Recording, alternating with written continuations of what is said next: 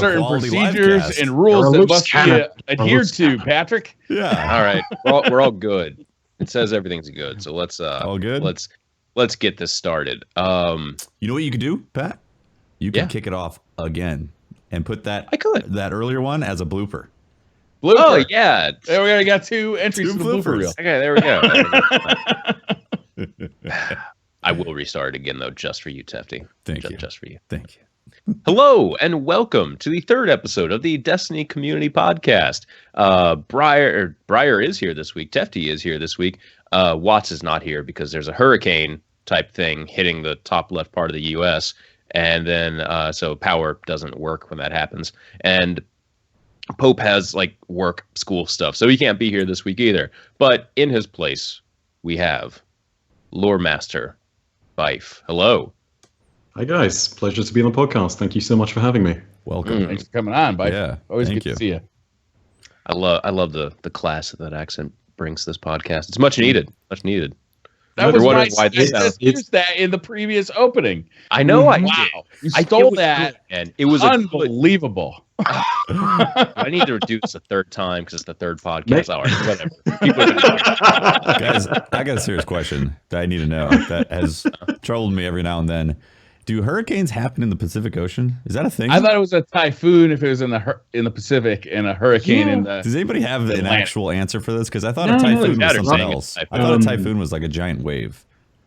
No, typhoon is a tropical storm, but Briar's totally right. It depends on the part of the world. So if it's from the Atlantic, then it's a hurricane. But typhoons are somewhere in the Pacific. It's either the kind of US and Latin America coastline, or it's on the other side. So if it was, in fact, a hurricane, that hurricane had traversed the entire United States, and good Lord, that'd be rough, right? That'd be like a category we haven't rated it yet. Category 69. That dude is strong. That's one hell of a storm caller. Right, I'm glad we got that cleared up, because that's actually been something that I've wondered, that I always knew eventually the topic would come to me. The wave thing is a tsunami. Tsunami, that's what it is, yeah. I always thought that topic would come somewhere, and then it's on a podcast, and the answer is right here. This is great. It's the wave. All right, so first of all, we should talk about the weekly update this week, real quick. There isn't a weekly update. It's coming tomorrow, 9 o'clock. It's coming tomorrow, 9 a.m. Did they say 9 Pacific? 9 a.m. Pacific. Okay. Yeah. And they have a lovely picture of someone like diving into some engrams. So chances are this is about the investment economy. I think. I hope. I pray. I hope that Patrick, you mentioned that earlier, that would probably be seeing a update for the hard mode raid, and Festival of the Lost is close at hand. So theoretically, we'll be seeing a game update for one or both of those things. And I'm hoping that they address a lot of stuff. I hope they address the loot space issue that I've been having. My vault is completely full at this point. Dim is necessary. It is. It's ridiculous. I'm hoping that they address the treasure key issue, because people are just not getting treasure keys. Patrick, you got a story to share about that, about running the Nightfall for 4 hours. I mean, there's a lot of issues. The silver economy, I think, is kind of ridiculous. Oh yeah. Silver dust. Oh god, silver dust. Yeah, silver dust. The fact that you get marks from dismantling engrams that you can buy from Saladin, like there's a bunch of stuff in there that they need to fix pronto. Yep. Agreed. Yeah. Now go for it. You can go.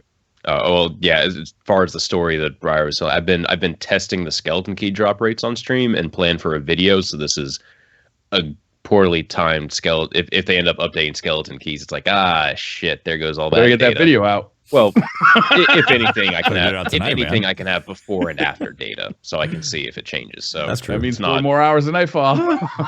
Yeah. And what is it this week? It's like Specialist and a couple of others. Specialist and Airborne is great. Yeah. Match game and Fresh Troops sucks. Especially on Undying Mind, where there's a hallway with a lot of enemies. Right. And they all have void shields. So that's just great. But you know what? If you got a Void Sniper, I got a But Not Forgotten in Void, and just melts them. You jump up, Angel of Light, because I equipped a shotgun. That's what this Nightfall did to me. Yeah. So that was great. Always have a full auto shotgun. Yeah, you know what I'm talking about. That's right. I happen to get a Proud Spire full auto void from the Nice. banner. Normally I wouldn't be jealous of shotguns like that, but in that instance I really am. That's good. I love that shotgun for PvE. It's super fun to use. Yeah. But yeah, we ran the Nightfall for 4 hours. I got 2 skeleton keys to drop. Everyone that ran it with me got 2 skeleton keys over the course of 4 hours. 4 hours. Wow. Working as Look, a How many? It's not statistically significant by any means, but it's 4 fucking hours in the playlist, man. That was 20 times that we were able to run the Nightfall. And rough, yeah, man. Nightfalls used to be where you go to farm for that kind of thing. yeah, that's tough. You know? exactly. Yeah. But we did have a lot of fun running it. I think I can't remember most of the night. Yeah, but as far as investment economy, I'm hoping they change some stuff. That's what that picture maybe will be. Maybe it's about just engrams for all we know. Maybe they're going to take green engrams out of the pool again. Oh, please. Oh my god, if they had an auto dismantle on greens, that would be the best thing in the world. That's why I don't actually want to see them get removed because I'm enjoying getting the weapon parts and the armor parts. But if it just did it instantly instead, Yeah. like cut out the process in between. Cut out the middleman. Yeah, because Bingo. they said that the greens serve as that role to get you those weapon Yeah. parts and armor materials, but it's the process that you actually have to hold square or X on them for an insane amount of time when you get if you do the raid and happen to wipe a few times, you just have so much. I just let it And go out of Sure, it inventory. becomes green. And if you're a warlock, you have to pick up the greens because some of them could be class items, and the class items, for some reason, class items on warlocks go to your mailbox. Yeah, it's a bug right now. Guys, this is a quality of life thing that needs to happen. In the Postmaster, I'm very aware of the Postmaster, as many people know watching my streams. Yeah. Too tough. Intimately aware with the Postmaster. What needs to happen is they need to make it so it sorts it by exotic, legendary, and then blues, and then greens. So exotics and legendaries are never the ones that get pushed out. Like they will always, it'll always defer to a blue or a green that gets pushed out before any of those get pushed. And that way you would literally have to have all exotics and legendaries full. That especially is common now with the current raid. It seems like I'm always checking dim to see what's in my Postmaster because the blues could just push. If you got a pair of boots or a rocket launcher at the beginning of the raid, that could get pushed right out of your Postmaster by the end of that raid. Easily. Yeah, if you're helping, let's say you're helping a group of people and you're doing the raid, Aksis is easily the part that takes the most coordination, or the phase 2 Aksis, and then you spend an hour doing that, like that can easily fill up your Postmaster. Easily. Bye-bye exotics. So,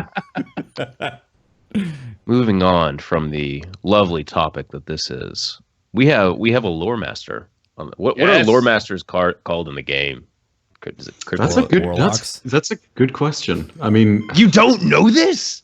No, because it's not really a role that's fulfilled out there. Warlocks are all presumed to have knowledge, but at the same time, there's the cryptarchy. But no way, you calling me a cryptarch? That's bad for my reputation. Seem like It's a plain old insult right there.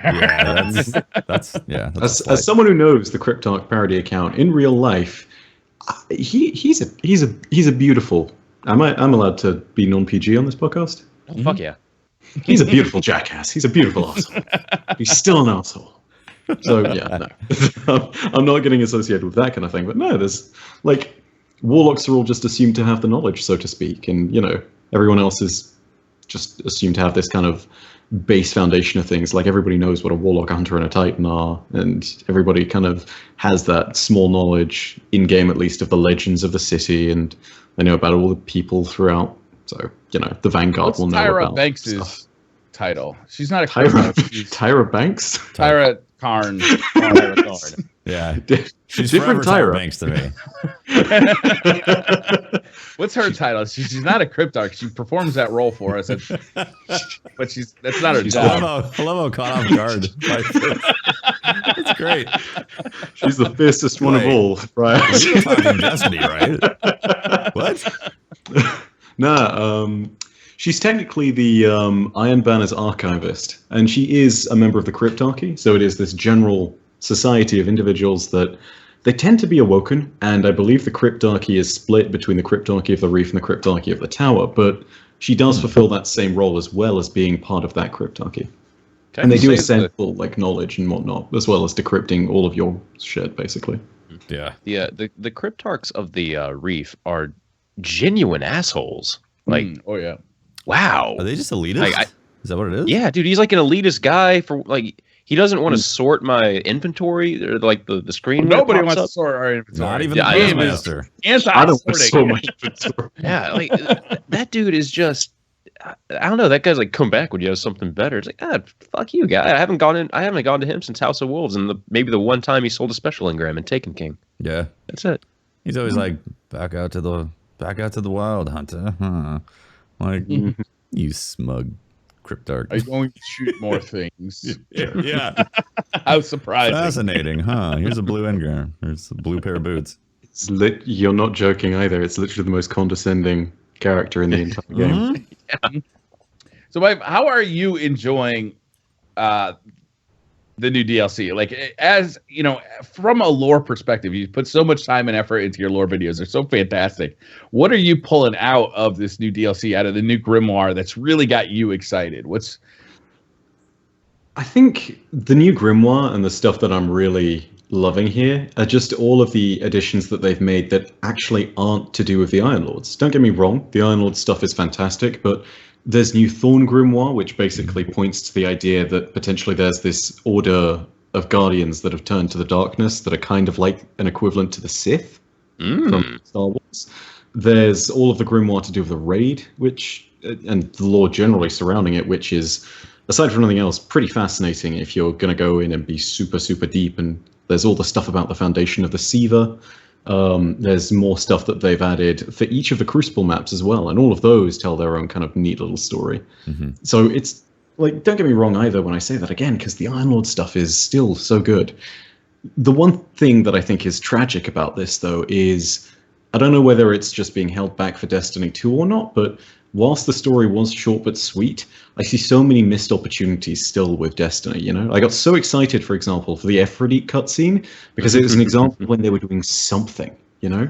Yeah. But I still go back and I remember a game like Mass Effect, and I remember playing it. And I remember that whenever you had interaction and dialogue with another character, you'd actually like stop, and it would almost enter like a cutscene mode. And all of that was, you know, you go into a separate camera position and whatnot. And I realized that taking the player out of that view, where they're actually like sitting back and playing, I think is kind of a crucial point that they need to master, you know? Yeah. Well, we don't really have, so we have cutscenes in the game, but we don't really have that Mass Effect style of, you know, like a conversation where, you know, like we definitely don't get to choose our own options conversation-wise like you could in Mass Effect. But we don't, like, Mass Effect had, you know, cool cutscenes. Destiny has less of them, but there are cool cutscenes there. But there aren't, like, those, like, kind of, you know, just stop by, talk to Tyra, and you get, like, a little conversation between the two. You get a little bit of text if you just did a quest, and that's it. And it's so frustrating too, because not only is it that, but most people will just press continue, they'll skip past the text, and people often don't realize, but the vendor's still talking to you. You know? As you're running away, you probably don't hear the words of their sentence, which could be something really significant. But that's what kills me most about it, you know? Like, I'm fine with people having the option to skip, but, you know, leaving it out there for players to sort of stand in their usual UI that they use to just sort of traverse the place. I say UI, they're kind of the viewpoint from third person in a, you know, in just any area that has vendors or social space.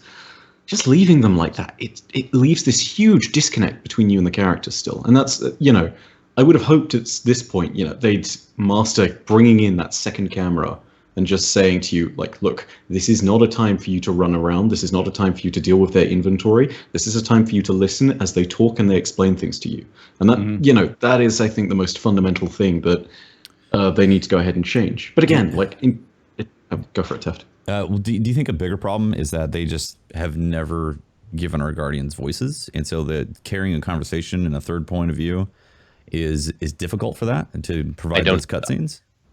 I mean, I have a theory on that. I don't necessarily know if that's the case, because you can easily have Mass Effect would be easy to have that stuff with with the dialogue in there. You know, got Shepard and FemShep and all that. They can actually speak and have a conversation. But in Destiny, you know, you make your character and then they left to put that part away. You don't have a voice, basically. I have a theory on that, actually. I don't think we'll ever really see our characters talk much. I could be completely wrong about this, but I feel like the original like kind of vision they had for Destiny and the way we play our characters might have changed to the point where our Guardians' actions themselves are more interesting than a voice of our Guardian. Like we speak with our Guardians through actions, through whatever you do, but to have an actual voice on this Guardian, it might be mismatched to what you think your Guardian would sound like. They want us to be the Guardian, right? Yeah, they want us. They want you to step into that role, and by giving a voice, like an actual voice, to the Guardian, that can suck you out of that. But there are ways of getting around that. Plenty of games have found ways to do that. You could still have dialogue trees. Exactly. You can still have that kind of stuff, and even if it's not voiced by a voice actor, even if it's just represented as text on screen, I think Fallout does it that way, and that works fine. I'm happy with that. And not just that, but I mean, take a look at, we all go on about BioWare, but one of my favorite RPGs they've ever made of all time is Knights of the Old Republic, a Star Wars game, it's Star Wars RPG. And in that, it's not even like a dialogue wheel, it's just a list of different options that you get. And the thing about that is you never say a single damn word as your character, not a single word, but it is still some of the most compelling dialogue. They can still very easily give you that moral choice and give you that, compelling conversation, even if it is just one-sided. There's literally, Bethesda and BioWare have both proved that works. So that's interesting. Why not? The problem that comes into play when you start giving the players choices, though, and it might not be something that Bungie really wants to get involved in, is that you got to have these branching story paths. Right. And then over the course, they already have we've heard a 10-year plan for this game. Mass Effect had a lot of problems with that. By Mass Effect 3, it was like there were so many different branching storylines that there was just no good way of bringing that all together, and they left so many fans unhappy. A lot of games have done that where, you can do that for one game, right? And it's okay because you have 3 different endings for that one game. But when you're planning on having one storyline go for 10 years over the course of multiple games, that can get really complicated to the point where you just like leave stuff behind. So, and you see, that's the thing. It's one of those key points of which you can still have the best of both worlds. So, let's take the Rise of Iron storyline. Let's go ahead and say that you insert dialogue into the cutscene where Saladin is showing you the history of the Iron Lords. You could just as easily have one thing where your character is, humbled and actually, gives a crap about what Saladin's feeling right now, and you just sort of have that moment where you exclaim, like, you haven't rested over this for hundreds of years, and then he just sort of, solemnly grasps a pillar or something, is like, no, I haven't. Alternatively, you can still have the snarky guy being like, what a bunch of noobs, basically, and then you could even have Saladin turning back to you and like slamming you against a wall and saying, do you not understand what this was for? But the result can still be, you get that sudden realization that, fallen haven't mastered the SIVA, yada, yada, yada, go to Mars, Right. Even if there are questions, you could ask a couple of questions. Like, exactly. Yes. Like it doesn't actually change the storyline to ask these questions. It doesn't change your relationship with Saladin. But, as a player, you get the agency to like, okay, I want to know more about this. No, I just want to go back to shooting stuff. Yeah. And honestly, I feel like it's something that Bungie just shouldn't stop being afraid of. Like, I get it if you want to just go ahead and skip a cutscene altogether, and it's fine to also have that option, but they need to stop being afraid of the identity of Destiny as both an action game and a story-driven RPG, with all of the mechanics that come with that. I mean, for crying out loud, you're the only FPS in this part of the gaming era that can say it has a raid. And at the same time, you're shying away from all of the other good MMO tropes that come with that, You're shying away from, we have a really deep and rich story. There's always this thing of saying that Destiny is an action game first and foremost. Yes, first and foremost, perhaps, but that doesn't mean you should suppress the other good things about other genres that Destiny occupies. I mean, take what works well in RPGs and do that, Throw people in the raid that actually give you dialogue and talk through it, just like it does in WoW. So, when you're going down into the perfection complex, have, Tyra going up and basically saying, so this is the source of whatever is or isn't controlling the SIVA, or maybe it's Shiro saying, this is it, this is the final part of the Splice's high command. I don't know what you'll see in there. You probably won't be able to talk. Good luck. That's an interesting point.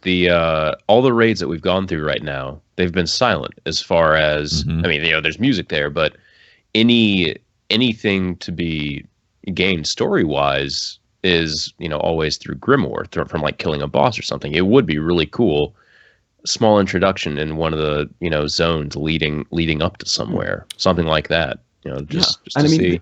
Like, I get the immediate argument against this, which is that you don't want anything talking over and, smothering the mechanics.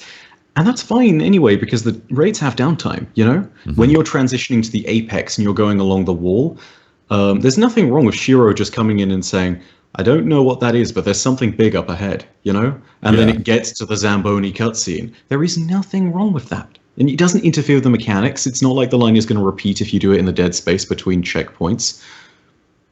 I wouldn't mind a heavier story driven on that type of narrative with raids and just in general with Destiny, obviously. I think some of that comes from Dark Souls, though. The influence that Dark Souls has on Destiny and the overarching like lore and stuff like that.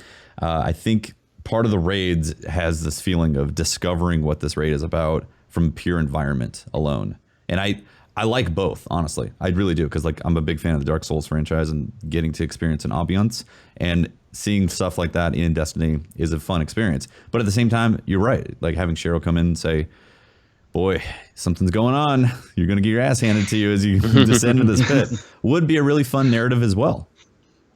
Yeah. It would be very different, though. It would be a different raiding experience. Yeah. And I mean, I feel as though different kinds of storytelling don't necessarily have to sort of be mutually exclusive either, like Destiny's environmental storytelling just from small moments, like again, my favorite reference for all of this is just going into the perfection complex. You can tell that this thing is supposed to be ominous and important, and then when you drop down, you can see the wires going all over the place, and that tells you, okay, this is the heart of whatever this is. That in itself is pretty important. So yeah, it's just, you can have both. That's what frustrates me so much again. Yeah. Anyway, enough complaining about the story, I guess. Oh no. We'll probably be doing that for most of the podcast. But a year through get any more. Yeah. Right. Well, now that you say that, so you briefly talked about the Iron Banner cutscene that we got to see and the small little bit of story. That is a very short cutscene. Very short. It's like, hey, I'm here. Oh, hey, you're not dead. And then Superwoman stance or Superman stance. Do you think there will be like more? Could this be like a progressive story where like maybe there's a new cutscene every time Iron Banner comes? I really hope it is, because just having this one introduction, I feel, is underwhelming for a character like Aphrodite, but also she drops so many hints. I mean, when you finish the first quest for the Iron Banner, you then have this moment where at the very end of that stage, she says, you remind me of... it's a better story for another time. That is literally, I don't have time to explain why I don't have time to explain. Right. That's Destiny in a nutshell right there. Again, if they don't elaborate on that in the next Iron Banner, if I don't have a similar quest to this and I don't have Aphrodite telling me what the hell is going on and more about her pacifist group of guardians at the edge of space, I'm done. Byf has left the podcast. He's already like a member of the podcast. But yeah, seriously, like, see, that would be a great opportunity to have that dialogue wheel where it's like continue kind of like have Aphrodite tell you the story, or press for more. Yeah, like Aphrodite wants to take you inside the temple and have a discussion. Don't take that the wrong way. Oh, he did.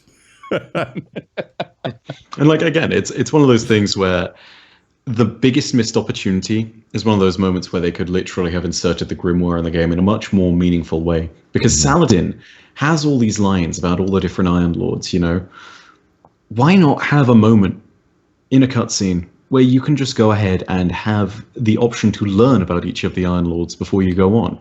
So he can recite those same lines about Scory and Radagast and Yolda and Silmar and all these other ones. Except he's standing you get right choice. there. He's talking about how he's bored. Like, how about we just walk up to him and we can have some dialogue options with him, you know? Like, hey, tell me more about Scory. Hey, tell me more about Radagast, you know? Like, stuff like that. Exactly.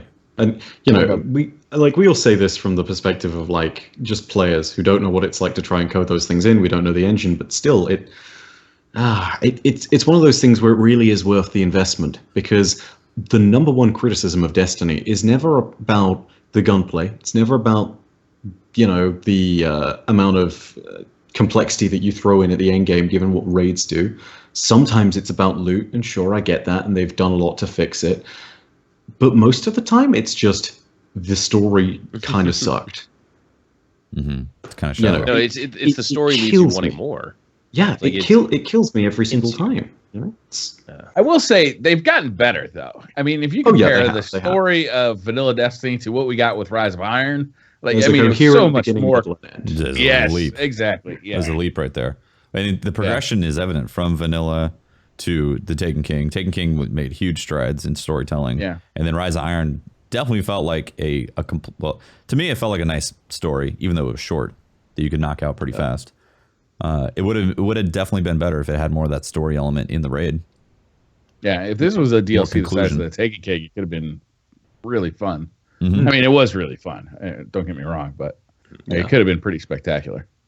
Lore-wise, is there anything specific about the other Iron Lords in the tomb, and why we didn't see them, or were they not in the tomb? Like, I don't understand why. By the tomb, do you mean the temple, or do you mean the final mission? Final mission. The final mission. Okay. My assumption is Yolda basically planted a detonation within the replication complex, and I'm going to go ahead and assume that lots of the Iron Lords were simply irretrievable from that, but there are some throughout the complex that may have been at the periphery of the explosion. One of the better examples of that is Yolda herself, who was right at the door.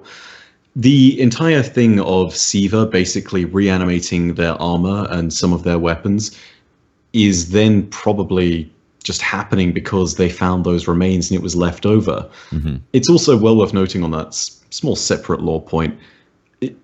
Okay, so there's a point at which Pujari, who is a warlock loremaster or whatever, basically talks about how you should never believe that your light or your weapons are separate from yourself. You are the plate.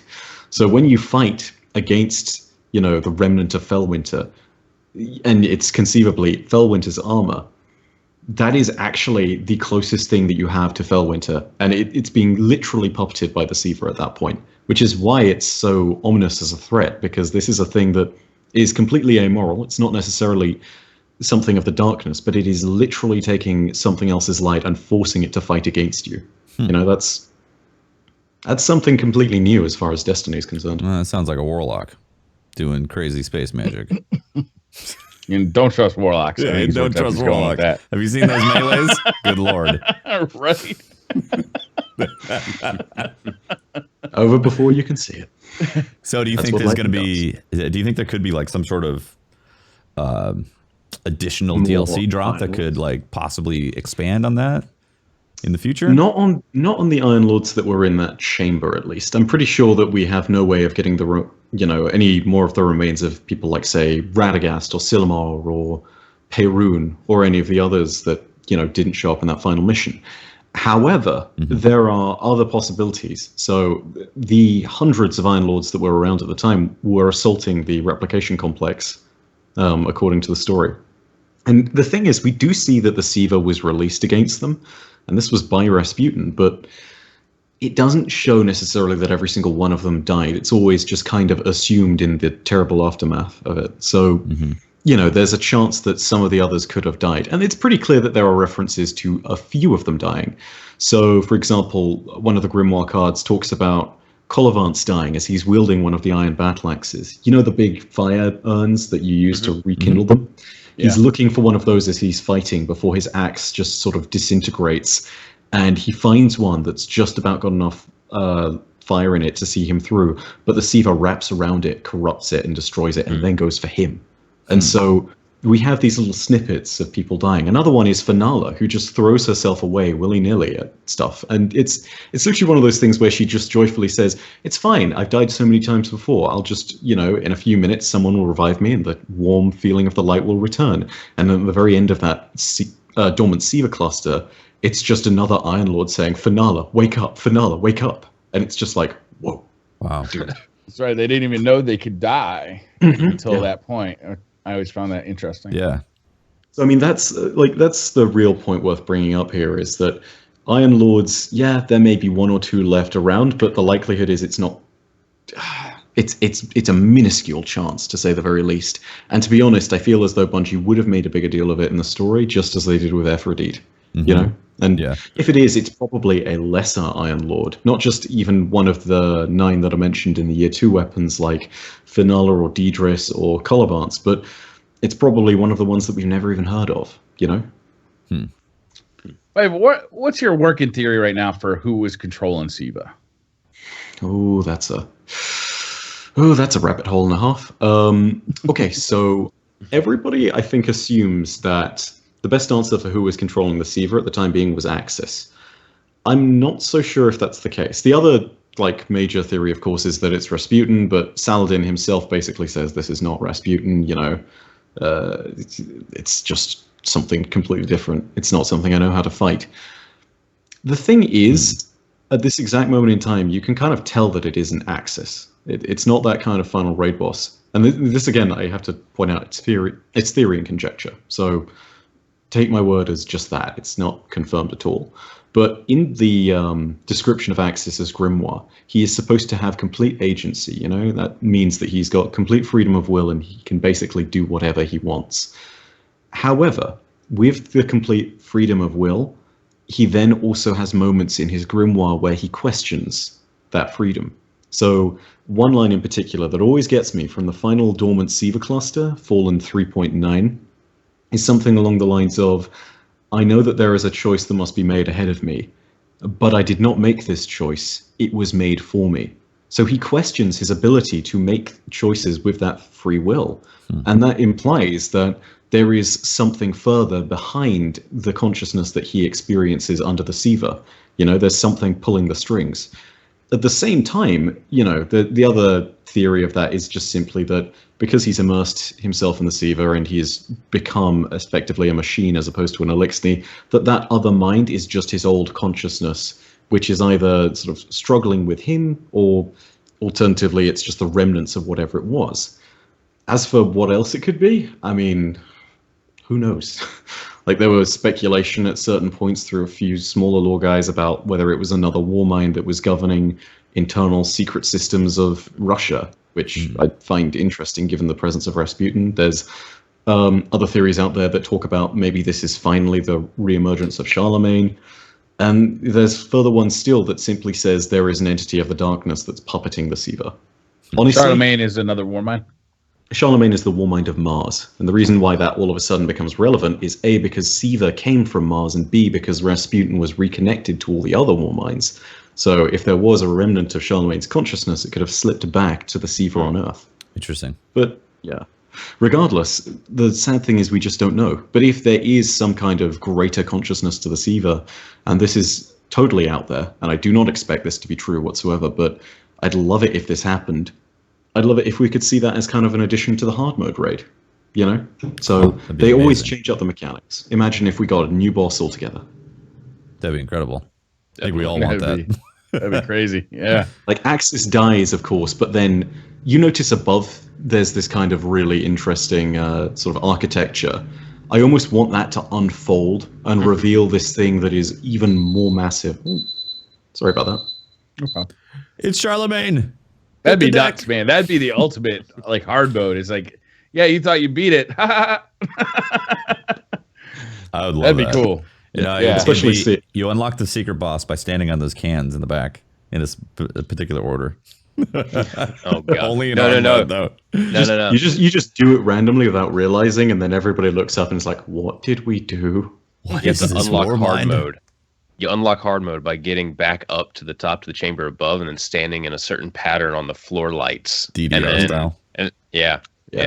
Or maybe it changes the final fight based on Love it. I want all of it. Again, unlikely to happen. I don't expect that to be true. That's about as spin foil as it can get. But yeah. Also, because Bungie's set a precedence of just changing minor details with hard mode, aside from dying. I just wonder what those will be, because we do have 2 extra mechanics we know are getting added to hard mode. Mm-hmm. It is worth noting. Okay. It is worth noting that I believe Aksis is the final boss, right? Aksis, yeah. I get the names confused. Yeah, Bosk and Aksis. Bosk and Aksis, for some reason I get those two confused. But he doesn't take increased fallen damage from the weapons. Outbreak Prime. Yeah. And there's a good reason for that, because he's not a machine. Sorry, he's not a fallen. Oh, yeah. I didn't know that. Having completely immersed yourself in the SIVA, he is literally... So any SIVA-infused fallen, any fallen splicer that you see is technically a cyborg. You can also look at it from their perspective of ascension to godhood, right? Any fallen splicer that has any SIVA augmentations, whether it's the peg legs or the dregs, they're technically seen by other fallen as demigods, right? Which is a pretty cool idea in the first place. Aksis is completely shed all of his previous fallen characteristics. There is nothing fallen about him anymore, except for the form which he's originally, had the SIVA infused around him. And again, there's nothing that remains. He's entirely mechanical. He's no longer fallen. He is, in their eyes, a true god, because he has transcended from being a fallen, from being a mortal to being an immortal machine. And it's this kind of interesting concept that the fallen have generally. It's why they also see servitors as gods, or why you can tell that they identify servitors as gods, because they're also machines. So yeah. That's really fascinating. I didn't realize that he had fully ascended into SIVA-hood and let go of his fallen characteristics. I still want my weapons to do extra damage to him. Yeah. I feel a little robbed, honestly. I believe the actual line that describes this excellently is in his grimoire card, which is that he has submerged himself in SIVA's apotheosis and emerged as Archon Prime. All that he was is gone. His dreams, his hopes, replaced by agency. That's the thing I was talking about earlier with regards to the odd mind behind him. He has shed his gods and his ether-like skin, and in his uplifted state, he waits in the perfection complex for offerings of SIVA from all fallen. So, yeah, not a fallen at all. Interesting. Leads them, commands them. Isn't one of them. Not anymore. So we've been getting drip-fed information about the Warmind, about Rasputin, since basically day one of Destiny. Do we have a real idea what his motivation is at this point? Not at all. I mean, this is the thing, right? The best theory is that it's the Warmind that prevented the Traveler from leaving and forced it to fight the darkness. There's all sorts of stuff about that. It's a theory that some people hate to hear over and over again, but it's the most common one. So let's go with that for the moment so that nobody else sort of goes off into other options, because it's already vast under that idea anyway. You then throw out the potential motivations of Rasputin is just looking to survive. You look at the past Bungie games out there, like Marathon and sort of Halo, although it was kind of the rampancy idea was explored more in Halo 4, where he's literally just gone rampant. And their actions are completely erratic and they're just slowly decaying over time. What's more is that there's this constant reference to something called Midnight Exigent. And I believe that, and again, the Warmind lore, I'm not going to lie, is the lore that I know the least. So there's not a lot there.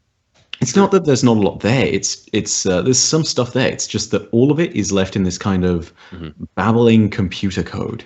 And so, from one of Rasputin's first cards where he detects the darkness in the first instance, that's the point at which Rasputin enables Midnight Exigent. And I believe, at least from my understanding of it, that it's this current state which Rasputin is in, where it's just kind of trying to survive and not interacting, only defending itself, and destroying anything that gets too close to its critical systems if it can.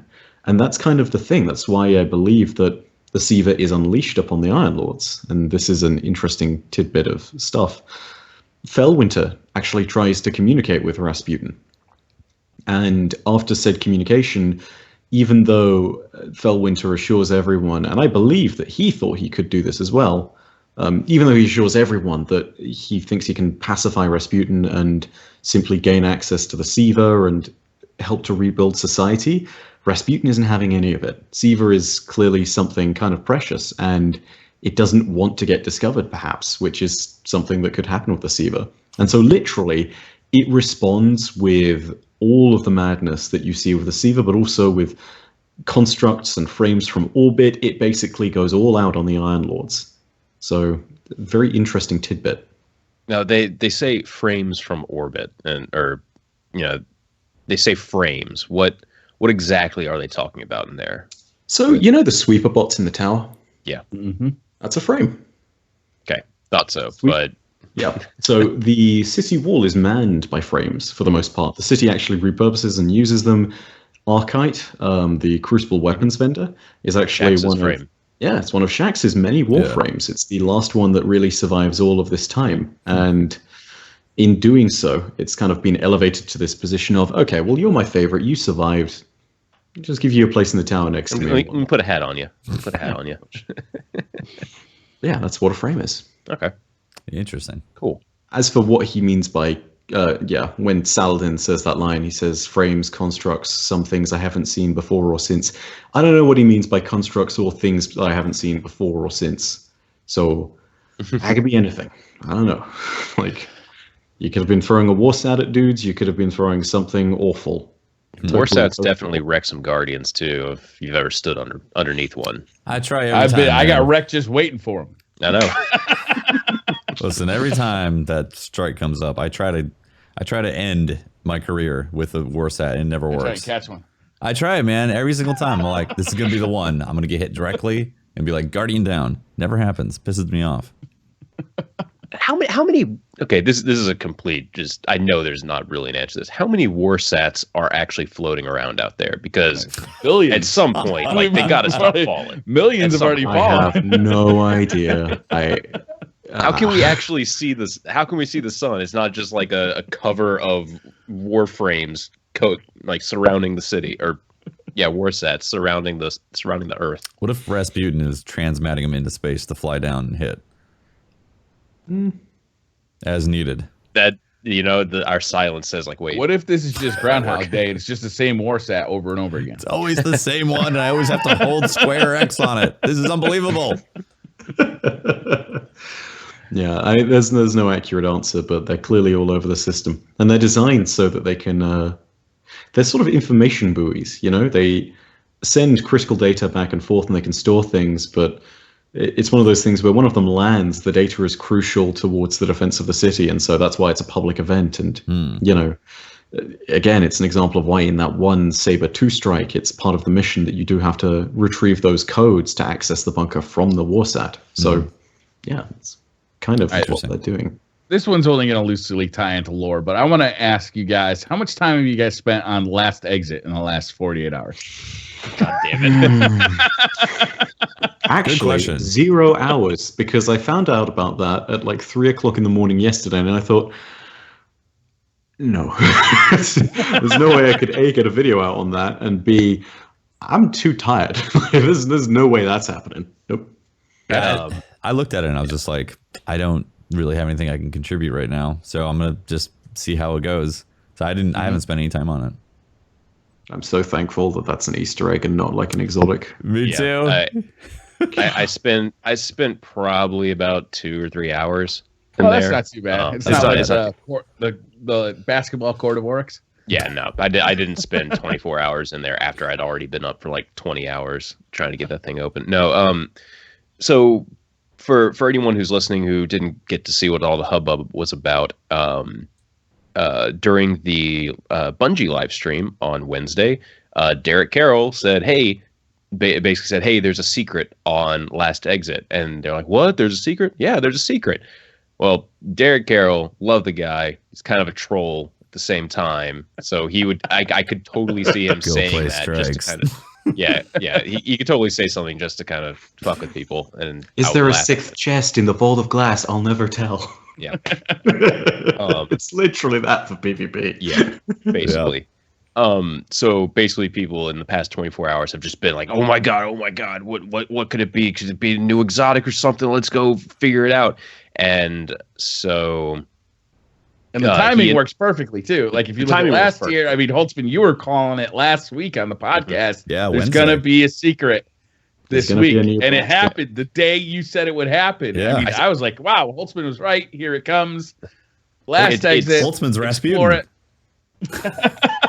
So it turns out it's just an Easter egg. He came out on Twitter and said it's not like a quest. It's just an Easter egg. My suspicion is it's that code that goes at the top of the escalator on the monitor. There's a code that goes there. No one's been able to figure out what that code is. It's not like a simple Caesar cipher where you just change the stuff. Right. Of course, yeah. Wait, Caesar salad? What? Exactly. Caesar salad. Yeah. Exactly. Okay. It could all just be a big social experiment. Yeah, could be. But so I looked at that. I was like, well, I don't know. I can't do any cryptographic stuff. I suck at that. Let's see what else is on the map. Oh, look, when you run through these railway cars, these light up. Oh, and then there's these other signs that are blinking. I wonder if that has something to do with it. Whoa. And then I went like, what would happen? What would happen if maybe we got this thing to trigger? It would have to be something with the lights that light up because that's the only thing that you can actually input on the map. So it's like, oh, well, what would happen? And then there's a train where you can see inside the train. I was like, why would they spend resources actually rendering what's inside the train? Oh, it's a flipped model of the other trains that you can walk in. It was just easier for them to put that there and flip the model. Okay, that makes sense. Inception. Yeah, and it's like, well, maybe one of the trains that's like parked somewhere else that has like a door on it. Maybe one of the doors are open. Well, if those doors, if you shoot a doorway and your bullet goes through it, it means that doorway can open. If you shoot a bullet at a door and it stops, it means that door won't open. I think that's like 100% true. But I could be wrong. And none of them like had the properties of a door that could open. I was like, whatever. And then, but the funniest thing was there's like a dude making I guess accounts that are kind of trolly on Twitter. Oh, they're the things where it's like they'll name themselves something significant, and then they'll get in touch with people, and then they'll leave like a cryptic message, like the key is in the stairwell, and then everyone's like, "Oh my god, go to the stairwell!" So he was doing like Rasputin type messages where so and so begins / something terminates and all this other stuff, and he did the dude that did it. I don't know whoever you are, but you did his research well enough to make it seem real because all his names were like. I don't remember, but then they would always end with a hex code that was either for red, green, or blue, which is the same colors for the lights that light up inside the map. That's awesome. That's clever. Yeah, no, it was well done. And then he was only coming into my chat on Twitch. I guess I was the only one that was actually responding to it, so just feeding the trolls. But like he would come in and then say something and. It would be like coordinates, but I've already read through the entire speculation Reddit thread at that point. So it's like he's basically just copying, pasting stuff from the Reddit thread that could be speculation. My favorite thing was someone who tried to parody, and they made up coordinates for something when this was back in L sector. And I plugged in these coordinates, and I was like, maybe there's something unique here. Nope, just a plop in the ocean somewhere. Okay. Yep, this is nothing. And I tried reversing things. Nope. It's just a different ocean. It's just another part of the freaking ocean. Yeah, it's great. It was trolls. It was a fun time last night. Plus, I mean, last week I was pretty fire and brimstone about something actually happening this week on either Wednesday or Thursday. Man. Absolutely. Yeah, and it didn't happen. I've purposely messed up my sleep schedule to like be up at reset to like catch because I'm still convinced, by the way. When that mission, when the walls comes down, when that mission happens, there's gonna be a secret event. I'm calling it. I'm calling it. It's going to happen. Because the catch. Yeah, there's a catch. There's a giant and catch, you can go exactly. you can glitch inside it and everything. And ocean space. Yeah, I just. Do you think it's gonna be that eyeball rocket launcher thing? That's what everybody thinks, right? That's what everyone thinks. Yeah, that's the consensus. Dubious volley or whatnot. Yeah. Yeah. It looks like it's going to be spectacular. If that's what it is, if this thing shoots out basically like, 100 different tiny rockets, that'd be fun as hell. That'd be a great rocket launcher. Mm-hmm. Or at least a fun cool one. to look at least. Yeah, exactly. I mean, Dado made a video. I can't remember if I think it was last week where he compared the sleeper simulant and the Yalahorn. Yellowhorn, like DPS wise, to a single target. It was a really interesting video. It didn't change my opinion at all. I'm still going to use the Gallahorn because it's just so much more fun. Yeah. It's fun to have it back.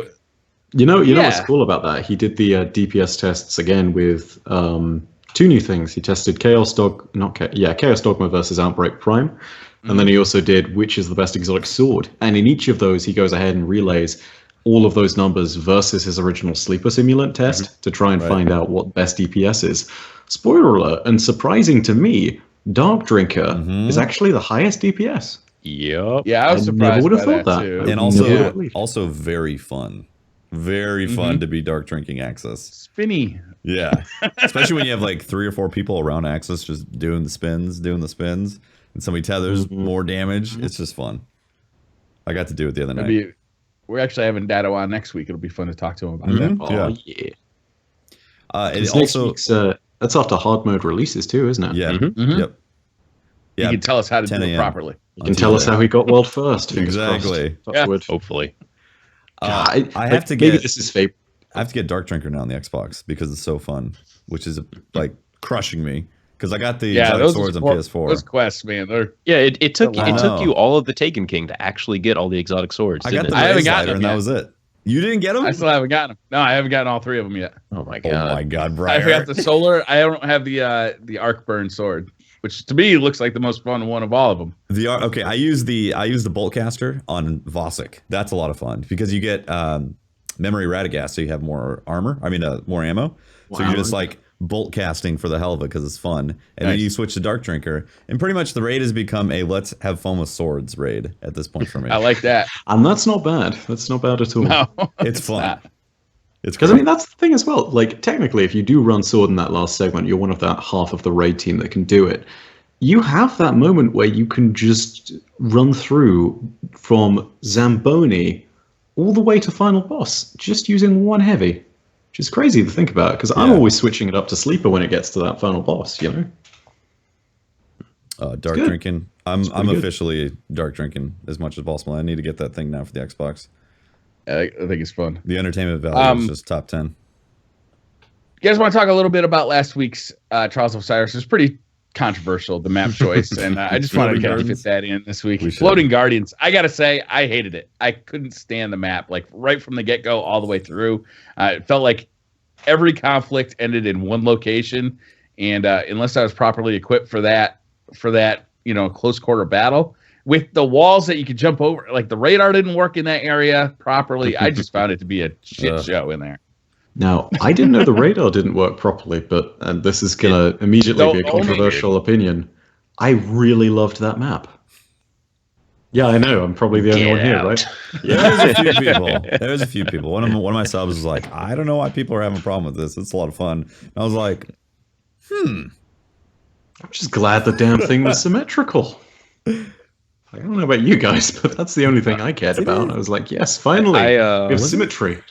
Yeah, like there's only been like 1 week in memory when Watts, Ian, and I couldn't get to the lighthouse on all of our characters in like the 4 or 5 hours that we stream, and that was like the April update with Black Shield. It took us 7 hours to get to the lighthouse on one character.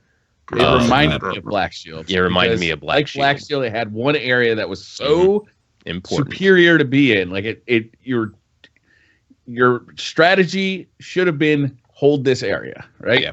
And I don't like that. Basically Floating Gardens, a simple change would be to change the end capture point to not be at that top point, because what you need to do to basically give yourself a massive % chance to win on that map is go to top. From the top there, you have heavy ammo when that spawns. Sorry, I just bumped the mic. You have heavy ammo when that spawns. You have special. There's special up there. The capture point is up there. You have the best sight lines for the rest of the map, and you're looking down. You have the high ground. I mean, Star Wars taught us once you have that, you win. But in all seriousness, you do have better sight lines up there. You have better cover up there. You have a confined space in case you use supers up there, and then you can just use you can use close range weapons in there because people eventually have to come in there because of the capture point. Yep. It's And the starter kit to take that first when the round starts is use all your grenades, block off the entrances. Mm-hmm. Yeah, I had a lot of fun using Axiom bolts this week. That was very good. Every single round is both teams go up to top stairs, throw grenades.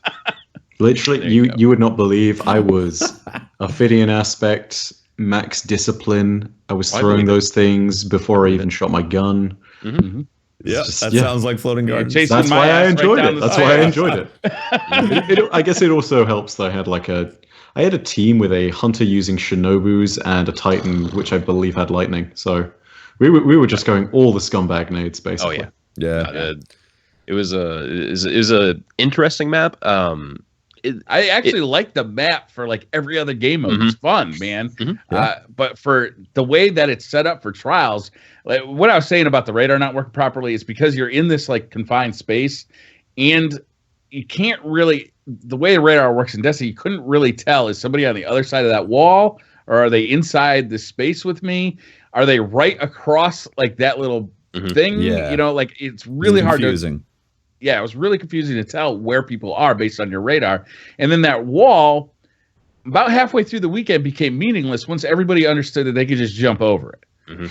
Like there was like it was out of bounds to go over it, but it was like you can float over in like a second and then you're back in. You know, So like I don't know, I just found that super frustrating.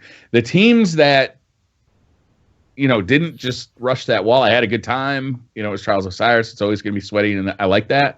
But I hated it.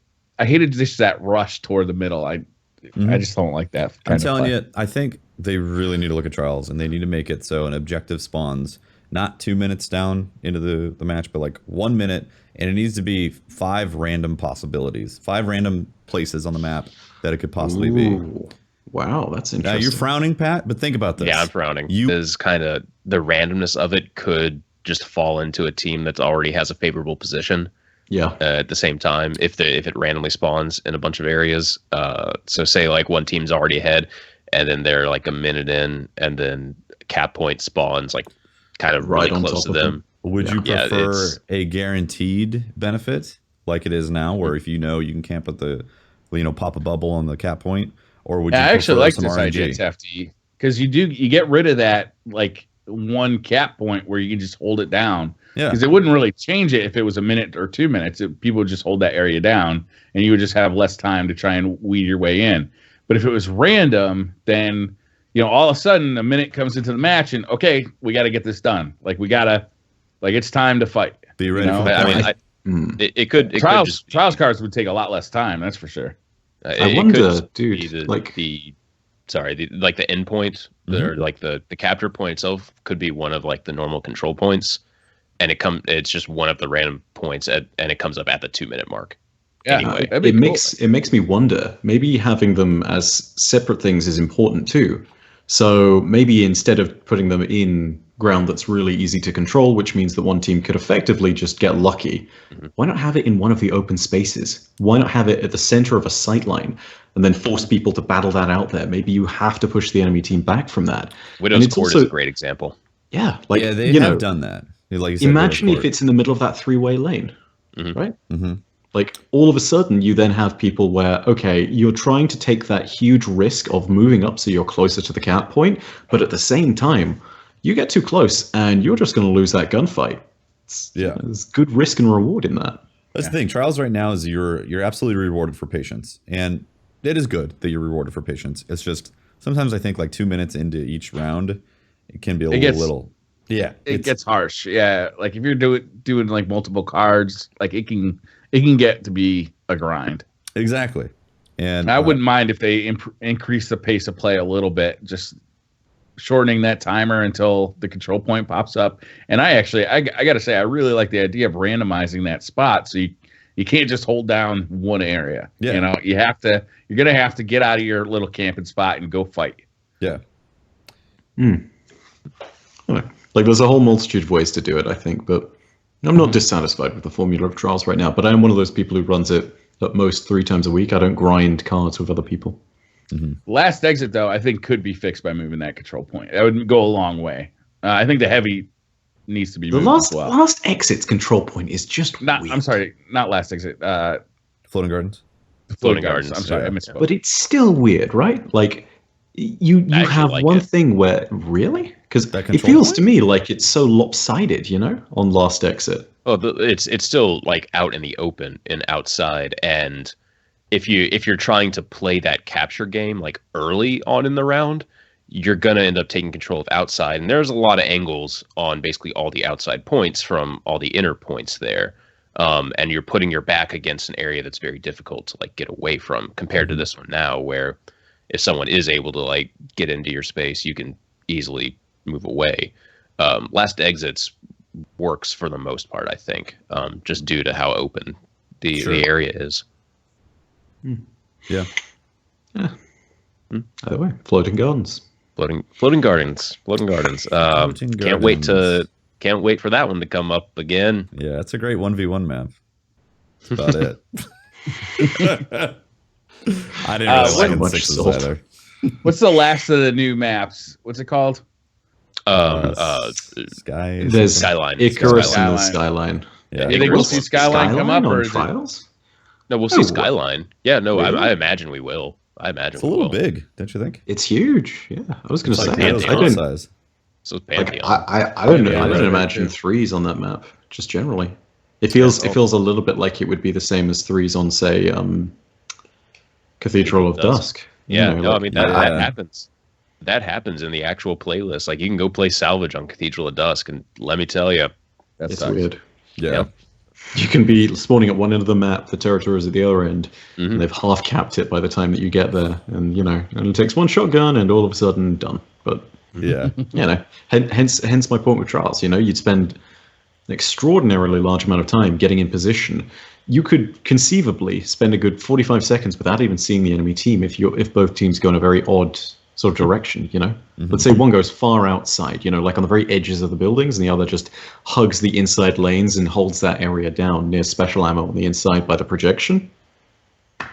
You'd never run into each other for maybe even minutes. Yeah. It's an interesting map. I want it to pop up once for trials, just once. I want to see how it ends up playing out, but yeah, I don't know. I don't know, because there could be a team that holds outside, and then if there's a team that wants to play the close game, well, they're going to have a rough time because there's ample sight lines out there. There could be teams that want to play close, and both teams end up rushing into close the inside spaces together. I'm interested in that map popping up, and it probably will be this weekend too, because it seems like it's going to rotate the first. Or all the new maps, and then we'll start getting back into the rotation. Yeah. Yeah. It does make me wonder if it's just slightly too big. Because we've never seen Cathedral of Dusk get rotated. Oh, that would be terrible. Please don't. Well, I'm just saying. I think they're aware. They're aware how bad that is. So, and it is this is size. This reminds me of Arix, Arix Gaming. Like, I love the guy to death, but I cringe every single time he's like, yo, okay, my idea for trials, we'd have it on first light, but the heavy round, interceptors spawn instead. And I'm just sitting there like... What about the other pot forward at like 8 rounds? That would every round would go to a time limit. Yeah. Run to the cap point. Yeah, everybody just runs to the cap point. To be amazing. Patrick, you got something you want to tell us about that you love? Yeah, no, there are a lot of things I love. Lore is one of them, and I don't have a good transition this week. I'm sorry. I'm just gonna start reading it. Let's talk about Blue. There's no doubt you've noticed these wild mics and headphones we're using. There's some of the iconic gear that Blue creates. Blue's award-winning products are the driving force behind professional musicians, internet creators, and countless elite gaming teams and Twitch streamers. Their Yeti USB mic is the internet's most popular microphone, and their MoFi and Lola headphones deliver insane sound and a very personalized fit. Blue offers everything you need to completely immerse yourself in the ultimate gameplay experience. Learn more about Blue at bluemic.com. And I just realized I've done the entire podcast without mine on. Oh my God! Wow! I happen to be giving away. It's sitting right back here. I happen to be giving away a Blackout Yeti this Saturday on stream. I like that Blackout one. Yeah, it's very nice. So this baby is going to get raffled off Saturday stream. Nice. Yep. Yeah. Oops. Damn Holtz. Real profesh. So I'm good at this, man. I'm really good at this. Profesh. I didn't have a good transition this week. I'm paid. All right.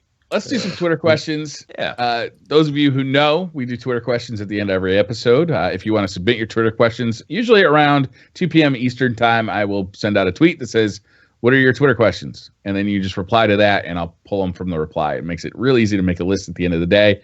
We do excuse our guests from having to answer any of them. They do get kind of lewd sometimes, as Byf knows from past broadcasts. All right, so first one is Sweet Cup and Cake. Does anyone agree with Briar that the Iron Banner bounties need to be more difficult? Grind is for trials. Iron Banner should be casual. What do you guys think about the Iron Banner bounties? Do you guys like them? I think the bounties were fine. In fact, I think they're working out really great right now. The only thing that I think needs to change about Iron Banner is I don't think it should be a focus on 100% winning. I think if you get 5 losses, you should be able to convert those coins into some sort of reputation. So you're going to take all the competitiveness out of Iron Banner? Well, I just don't think Destiny is an extremely competitive game. That was the thing for Iron Banner was it was the next level of competition above the Crucible, right? You have to win to get your loot. But not anymore. It every time they make a change to it, they take some of that out. They take some of that performance out of the reward system for Iron Banner. And Trials has definitely taken that stage as like the top level. Like if you are good, you'll get the loot. That's where Iron Banner, I think, was originally supposed to sit. Now, like if you make that change that you're talking about, Tefty, that's it. I mean, it's no longer about performance in any way. It's just about I showed up, so I got the loot. I just don't think it's really felt like it's been about performance for like a year and a half. Like you get end game drops whether or not you win or lose, and they can give light level stuff right now. So it's like, why punish people for not being able to get their reputation because they want to play solo? It's like that typical thing of the guy at the bottom of the list gets the Yowler horn. Like I disagree with that fundamentally in Destiny as a whole, but at the same time I do see the point of doing that, which is that occasionally you can go ahead and get something. Mm-hmm. Having said that, we got to go ahead and take into account the crowd that levels up solo and only in PvP, right? So they're the kind of people that will go into Iron Banner all the time, and they'll be the ones looking for great pieces of gear. Now, the thing about that is, it therefore makes a lot of sense for the drops to be more rewarding, because if that's the only way you can level up progressively through the loot, then you've got to make sure that those drops are always going to be dropping. And you've got to make sure that it's good stuff. It's regular, which is those why I think that they've been so though, much more rewarding. Are giving away extremely good gear. Yes, they are. I mean, I got amazing gear from those bounties, and they were done in an hour. All 4 of them, and they're weekly bounties. Okay. And to someone who only levels through PvP and solo, then that's going to be the joyous moment that they've been waiting for. So PvP solo, that's fine. Iron Banner is supposed to be about fighting with your team. Mm-hmm. I understand that frustrates solo players, but does everything have to cater to a solo player in Destiny? Does every activity made for Destiny have to cater for a solo player? Or can there be some endgame activities that you do? You're going to be better off if you get a team. You're going to be better off if you're already that way with Trials, though. Raid, Trials is a team of 3. Trials. Yeah.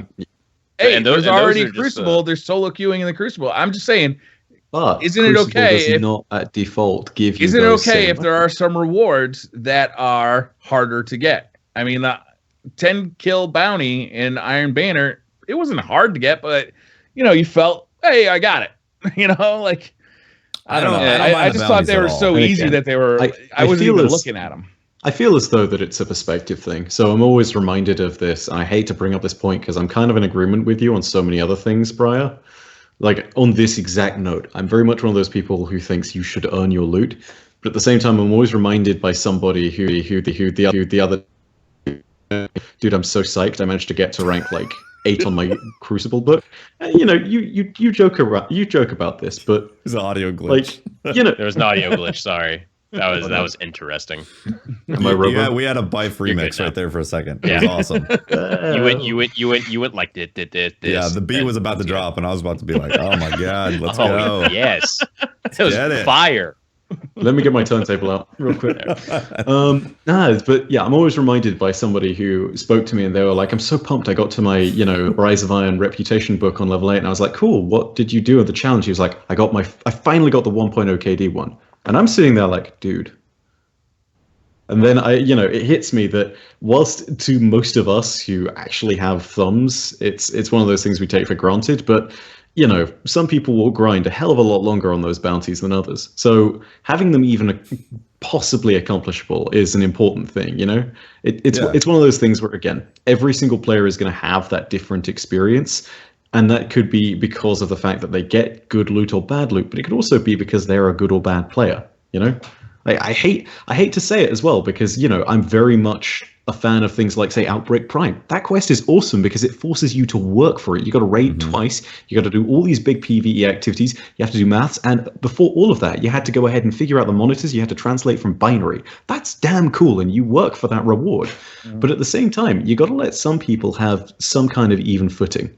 Like Exotics, there is I think a question about that in a similar vein later, and I'll shout out when I find it. I'll shout that person out. But he makes a similar complaint. Isn't that that doesn't, as a solo player, he's finding that very difficult. And my response, frankly, is that it's okay to have stuff that's really hard for a solo player to get, because there needs to be stuff that as a team you got to work together to get. That's part of the appeal of Destiny to me, is that you get a group of Guardians together and you fight to do this thing, or there are these huge peaks that you have to climb.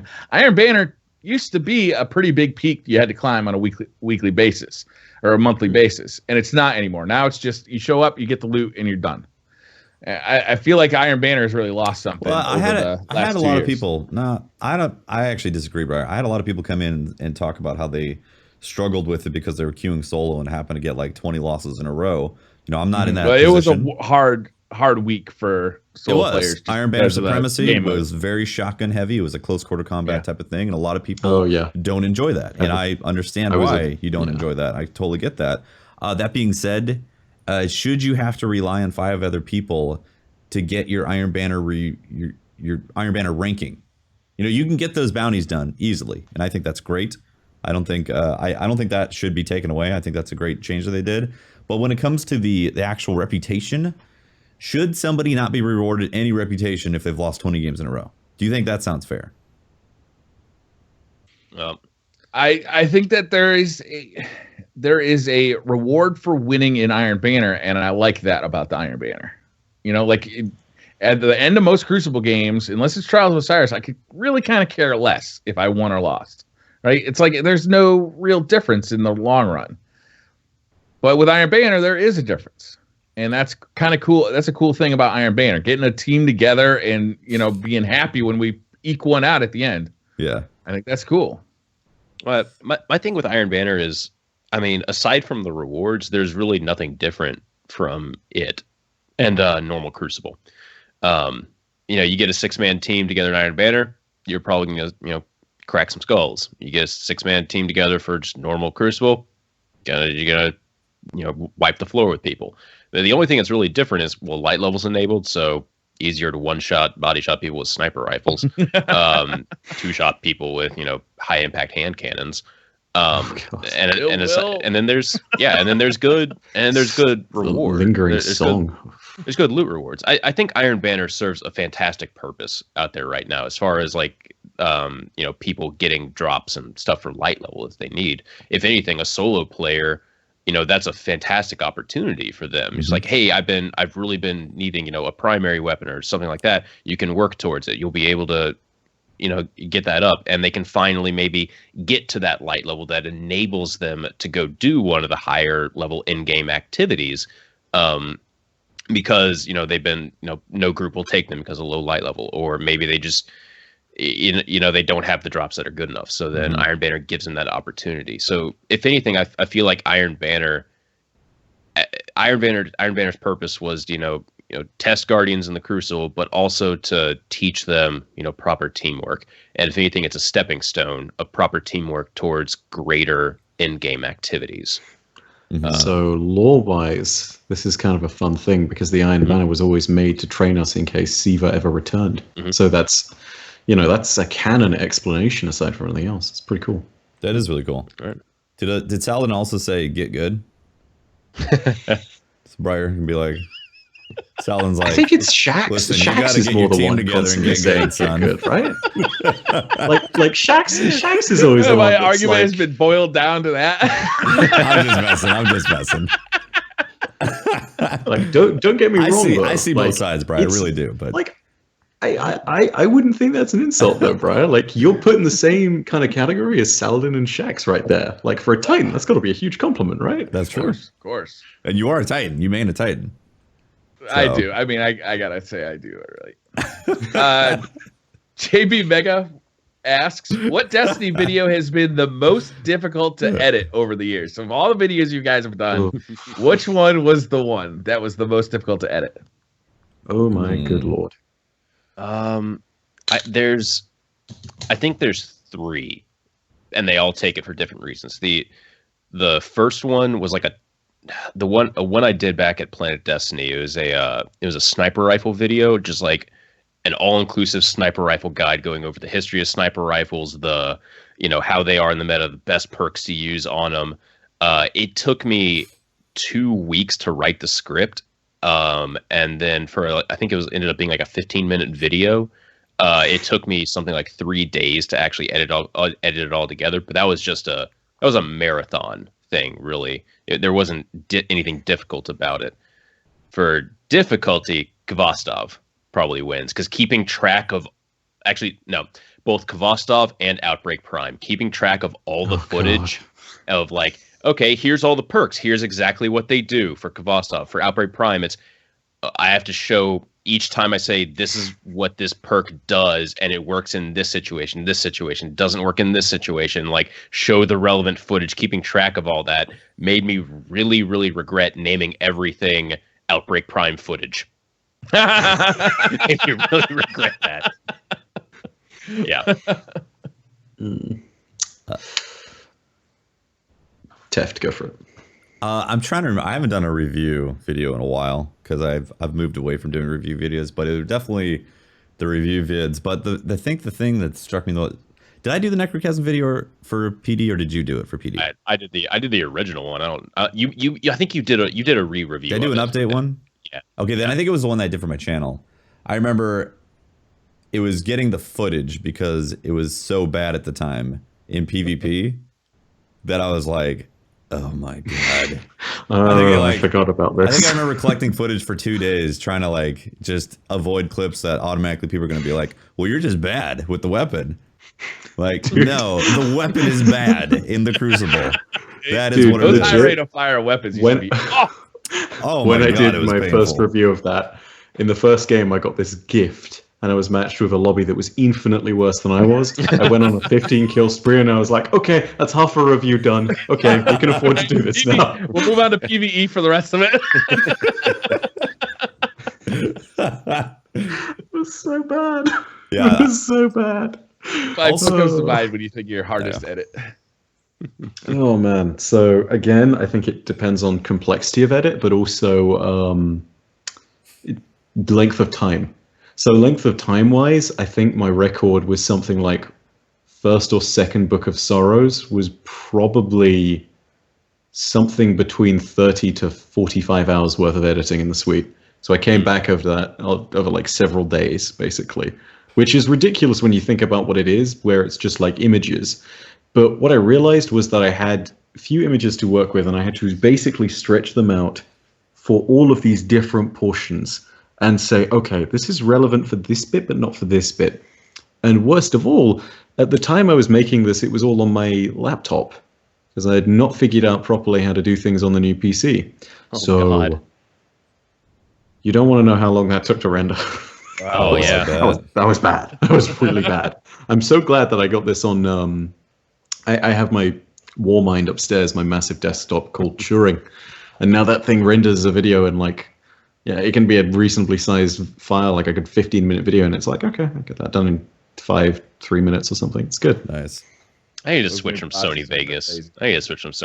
Because it takes so long to render crap. Oh yeah, that hardware acceleration, man. That's where it's at. But yeah. Mine was the Unwilling Soul. It's it was 2 parts, and that's part of why it was difficult. The first part was the shard or keep it review of the weapon, and the Unwilling Soul was one of those high rate of fire auto rifles, and I hated it. And the whole point of the shard or keep it series was, the viewers would get to decide if I sharded or keep it, but I was just unwilling to keep it. So I let the viewers decide if I was going to shard it or run it through a Nightfall and then shard it. Of course, they wanted to see run it through a Nightfall, so I spent, I think it was 6.5 to 7 hours banging my head against the Nightfall with the Unwilling Soul. God. Nice. And then I had to edit all that footage. So there was like 6 hours or 6.5 hours of Nightfall footage that, had to get edited down to like a 15-minute video. Could they have chosen a better name for this thing, by the way? Right? So I ended up calling it the Unwilling Nightfall. And I had 2 awesome clanmates that really helped me get through that. But oh my God, it was one of the craziest things I've ever done. That was back when the Nightfall, if you wiped, like, you went to orbit. Yeah, you went to orbit. Yeah. So it was like we got halfway through, and it was the Archon Priest. And the hardest thing about that was there were so many long lines of sight where they had sniper rifles, and we all had the Unwilling Soul. That was the only weapon we could use. And we just had to somehow get to these guys so we could shoot them. But then once we did, like the shielded Minotaurs, it was like we'd all have to, like, combine fire, go through like 3 clips each, all combined fire to get these guys down.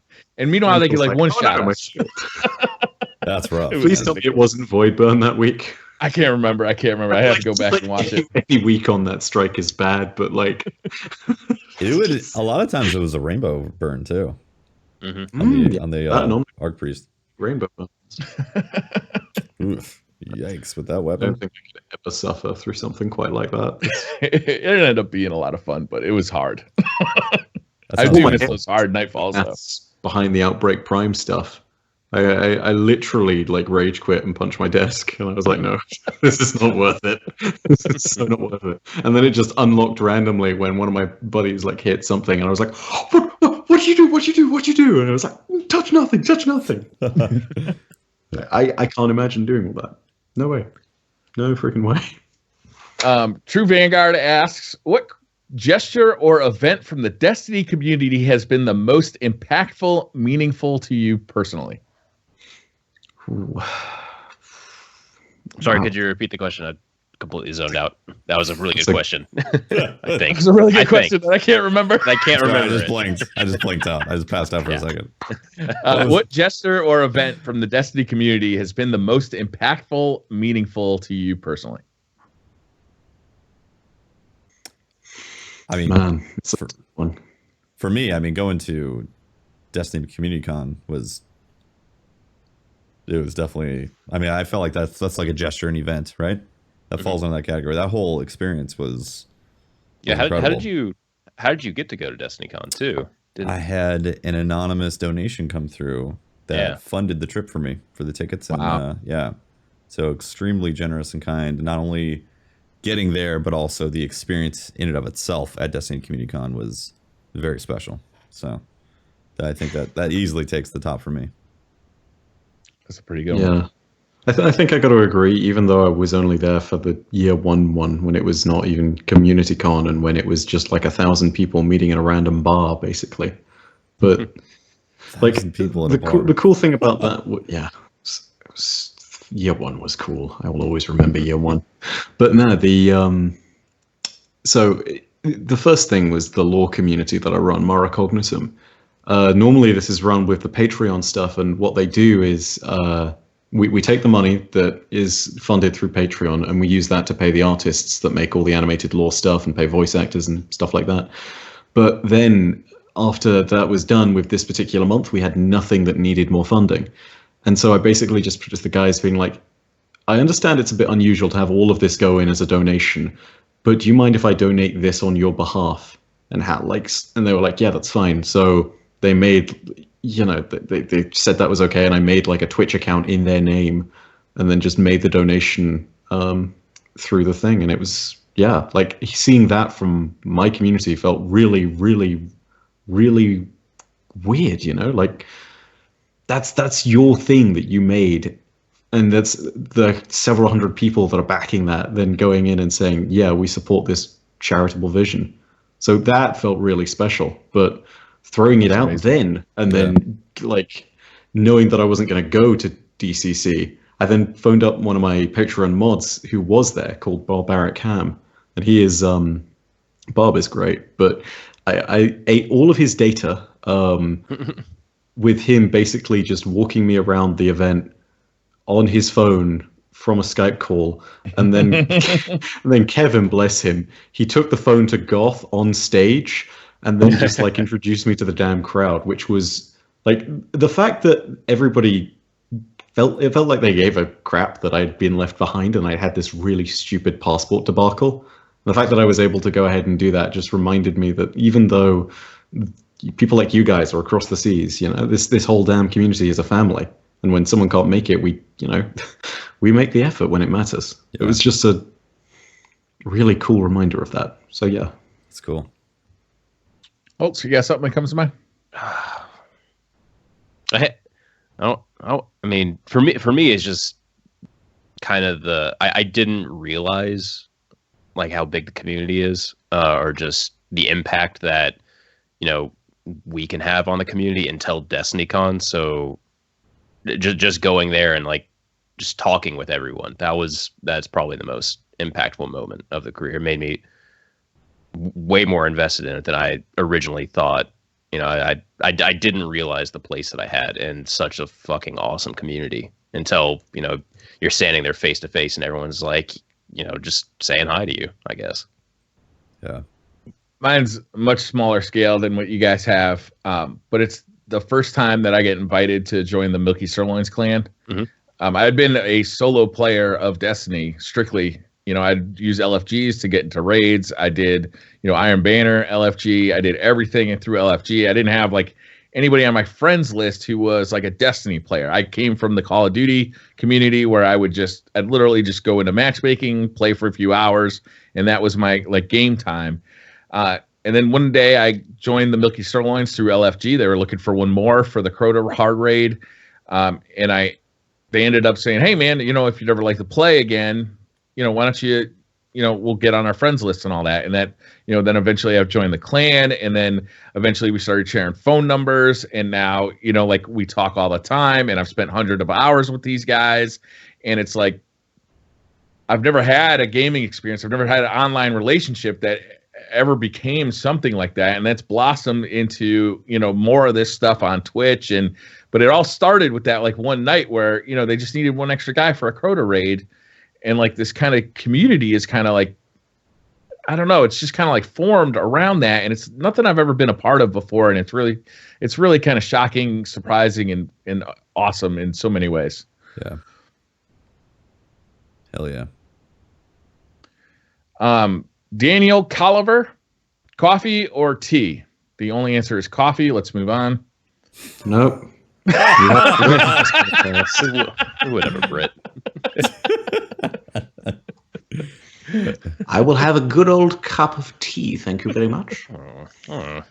English breakfast, yes. Do you do like loose leaf tea? Do you brew like loose leaf, or do you have a little bag? I do actually have loose. I have tea bags, but I also have loose leaf in the house. We know you got tea bags. Ample supplies. Tea bags for days. Do you prefer loose leaf brewing, or do you have a, you know, is there a particular... It depends. Like I think that in this house we really only loose leaf if it's kind of a special occasion. For your everyday, you go straight for the bag, man. There's the answer. Straight for the bag. Straight for the bag. Yeah. I'd like to get that quoted. I'd like to make a t-shirt.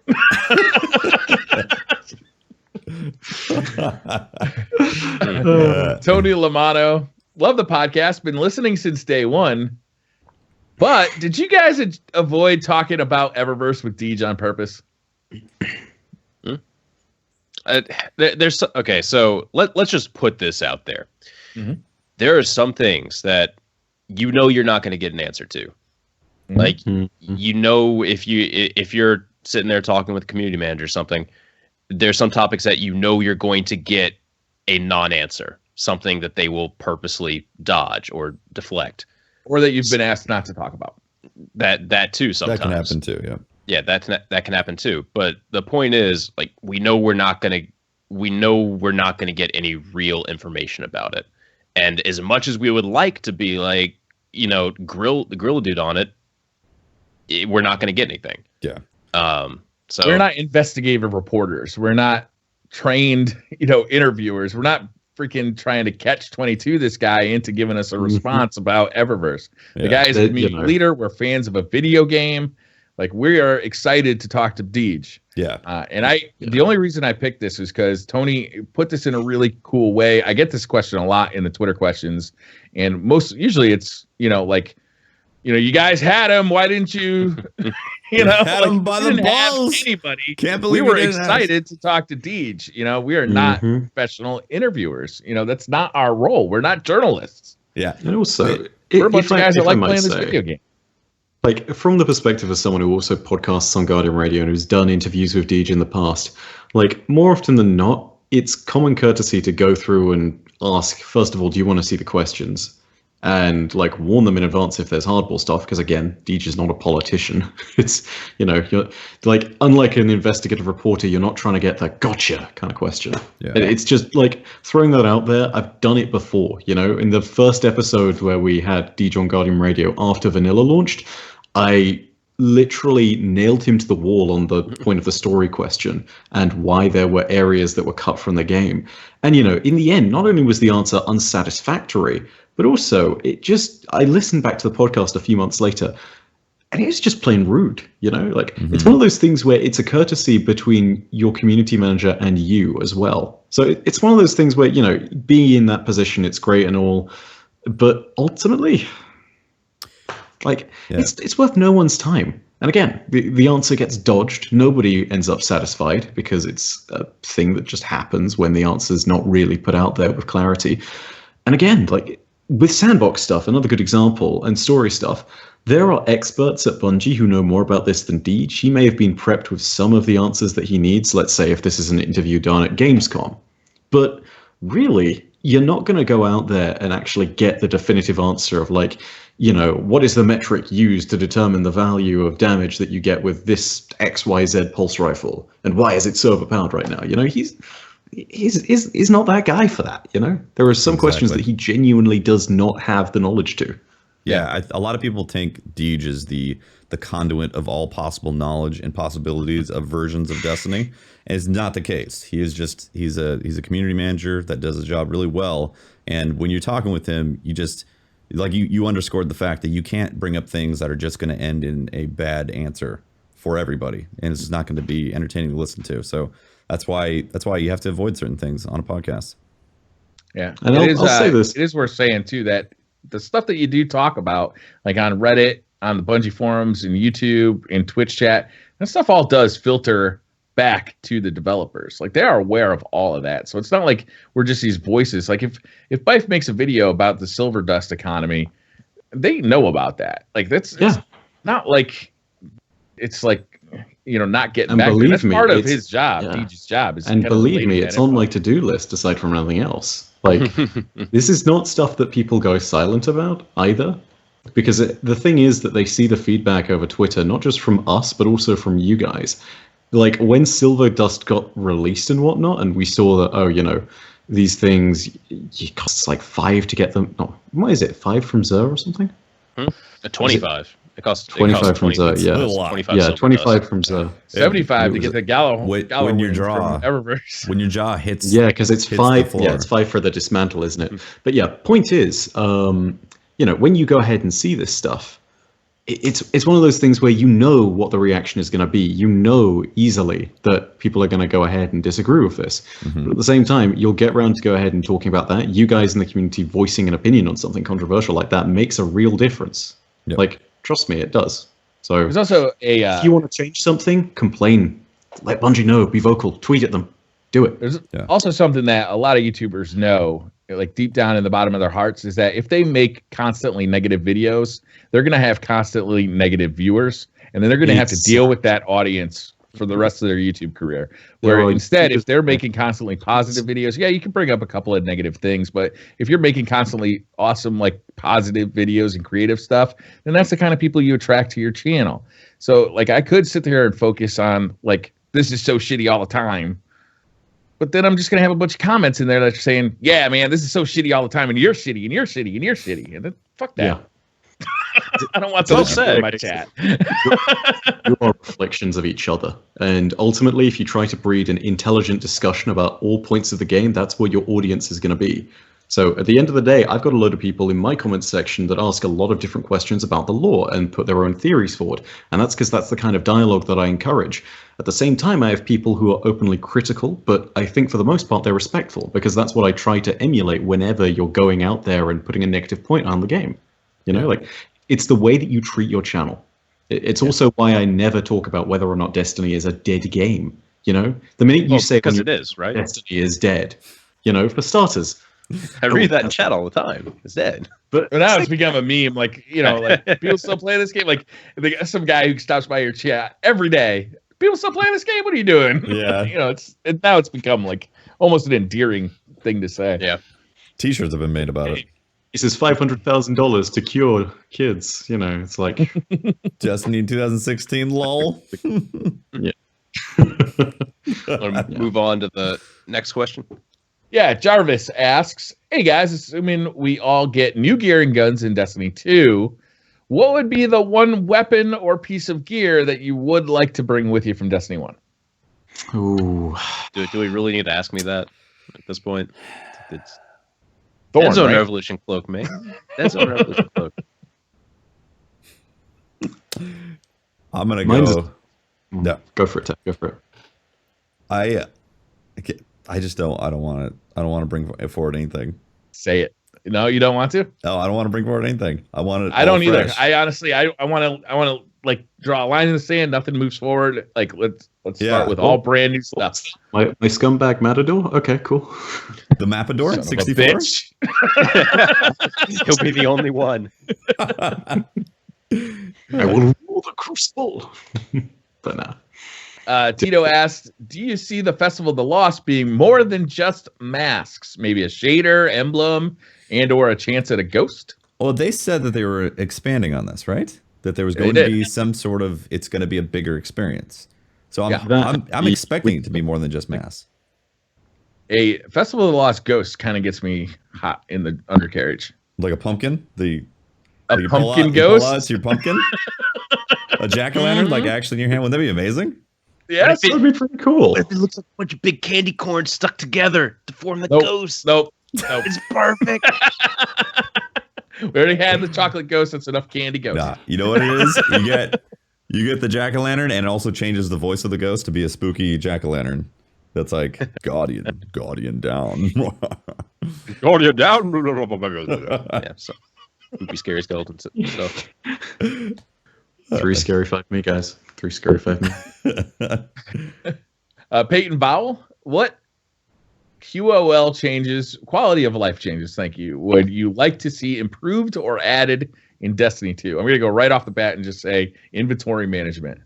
Like sorting, you know, bit more vault space, like that kind of thing. I don't want to be using third-party software to do in-game inventory management. That's fucking horrific. Well, I just want the basics. Like I said, don't push out exotics or legendaries out of the postmaster. Sort those. Auto dismantle greens. Have an option to be like save or auto dismantle blues. Also, blues shouldn't have to be taken to the Cryptarch to be able to decrypt it. It should be legendaries and exotics that get decrypted at the Cryptarch, and you should just auto decrypt blues and get reputation for it as you pick it up, because it slows down the pace for how long you have to sit in your inventory and be like square, square, square, square. You know, blah. That's why I don't handle my inventory. I just like let it go. Yeah, I do the same thing. I'm just sick of it. Like, it's a tough one. I'm in agreement. Just, you know, it'd be great. I mean, they've already said that, you know, hey, the reason greens weren't dropping was a bug, and we need to put it back in because it helps out with the economy of armor materials and weapon parts. And it's like, it's true. It does. It's great. Yeah. So just have those drop as armor materials and weapon parts, please. Yes. Like, they were letting me buy that stuff for Glimmer. I'm like, no. Keep your greens. Keep your greens. Yeah. I don't need them. Yeah. Like, That'd be so awesome though. If ridiculous, like you picked it up and it was like weapon parts and glimmer. Cool. That'd be perfect. Exactly. And aside from anything else, you know, in real time, it's a way of people who are low on glimmer, like I always am, farming glimmer. Exactly. You know, I used to have such a shortage of weapon parts until Banshee started selling them. I used to go out and farm glimmer just so I could buy the like 2,000 glimmer rare weapons to dismantle for 2 parts. And I just sat there one day and I was like, there's got to be a better way to do this. What did you do? How did you not? Dude, how's your YouTuber, man? Re-rolling? Yeah, re-rolling spent your weapon parts. Yeah. There was, yeah. Thank you. If you wanted something besides a perfectly rolled sniper rifle, you spent a lot of weapon parts. Yeah. I mean, Literally, I re-rolled every single freaking gun I could find in House of Wolves. And by the time I got to Taken King, I had spent the entire summer making videos. And you guys will know this, being content creators yourself. We don't play the game 100% of our time. That's not our job all the time. Like, I'd say a good 60 to 80% of what you do is not playing the game if you're focusing on getting your video done for the day. Yeah. So I'm sitting there and everyone else is like, oh, how do you not have these parts? And I'm just like, because I don't, that's not my job to play this game. It's literally only like a portion of it, you know? Can't do it. So yeah, by the time it's their job to play the game. Twitch streamers have it relatively speaking better because they play the game and do it live. But and yet, like if they're a primarily Crucible player, they never have enough planetary materials to upgrade their guns. Like you see Dr. Lupo or something, and he's like, I don't have any glimmer, and I don't have any, you know, whatever relic iron to upgrade this new legendary gun. I can't even try it. It's like. Yeah, it's like poor Andrew. Might be out, man. I'm low on motes, strange coins, like all that stuff that I used to have thousands of. I'm low on it all right now. It's like Anbu, right? Like he first week of trials because he's very much a PvP guy. Aside from anything else, it's a very talented one at that. But first week of trials, the guy's 348, if I'm not mistaken, and it's like that's what happens when you don't PvE. It's another example. You know, don't have the light level, and the guy can be amazing and whatnot, but he's still going to be put in disadvantage of a primary gunfight like that. Yeah. Normally asks, what made you choose the class that you began Destiny with? What would it be the same if you started just knowing everything? Yeah. I don't think it would be. I think actually no. I do think it'd be the same for me at least. You were a warlock when you first started? I have always mained warlock. Yeah, that's understandable. What you trying to say about me there, Briar? Nothing. I'm saying if I had started with a warlock, I would have felt like it was a bad decision too. the warlock hate on this podcast. I'm just kidding. I'm outnumbered here by like this is actually a fair point. If Pope was here, I'd at least have company. But I think Pope now runs tight as well. Yeah, he's tight. Listen, the past 2 to 3 months, I've spent a lot on Warlock. Yeah. You guys need a Warlock on the show to balance it out. One of you needs to change. I changed from Hunter to Titan. I can't have a Dead Zone Revolution cloak on a Warlock. Sorry, can't change. Oh my god. It makes a strong point. I don't want to go on record actually saying the whole if you knew everything about the game, what would you change? Because in all honesty, like if I knew everything about the game with the way I like to move around, Titan. Like I'd just start at Titan, knowing that once you can Titan skate, and then Twilight Garrison. It's like, man, if I had known that was going to be a play style, I wouldn't have spent a year and a half, playing a hunter. Yeah, I swapped between. I started as a hunter, and I still absolutely adore my hunter, and I still feel like in the Crucible, I like playing as a hunter the most. Which is ridiculous because the Titan is like so much better than a hunter right now. But I just like being a hunter. I like that golden gun. Like it's just fun. I like the throwing knife. It's just fun. Yeah, I feel that way. I will admit, Dance. I main Warlock, but the first time I scored a headshot kill with a throwing knife, I giggled to myself and I just said to the person who was like, "What the hell happened, dude?" I was like, "I feel like God whenever I kill someone with this." Now you see why I have problems. Yeah, it's fun, man. Listen, I will say out. This though, right?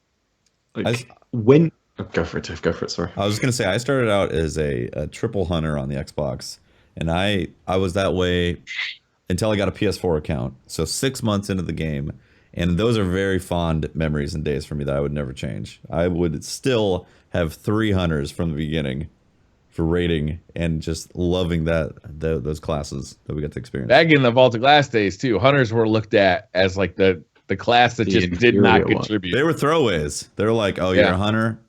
We got somebody else. You got a warlock you can throw in there."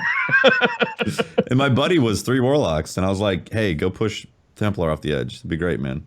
Yep. I'll be back here doing nothing. Yeah, I'm gonna be sitting here in the back, trying not to get going invisible with my blade dance. You push the. I'll stealth and revive you. It's hard mode, dude. Okay.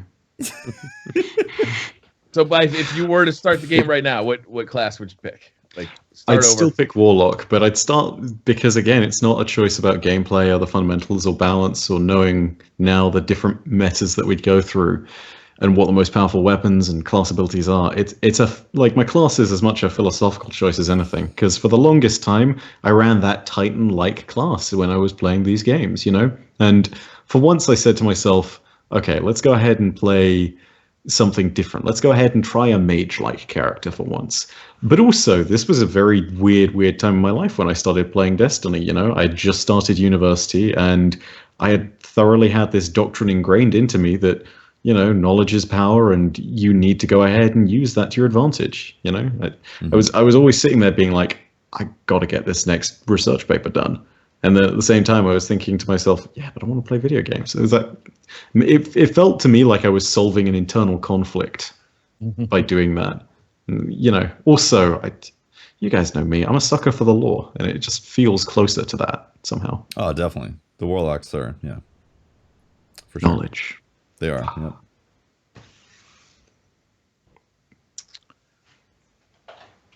Ace Pilot 003, what content does the DCP crew expect to see before Destiny 2 releases next fall? Any changes to Festival and SRL? So we talked about Festival. Do you guys, I think really this question comes down to, though, do we expect an April update of some sort? Like, are we expecting that? Please. Down in the sockles of your heart. You are? Absolutely expecting it. Hell yeah.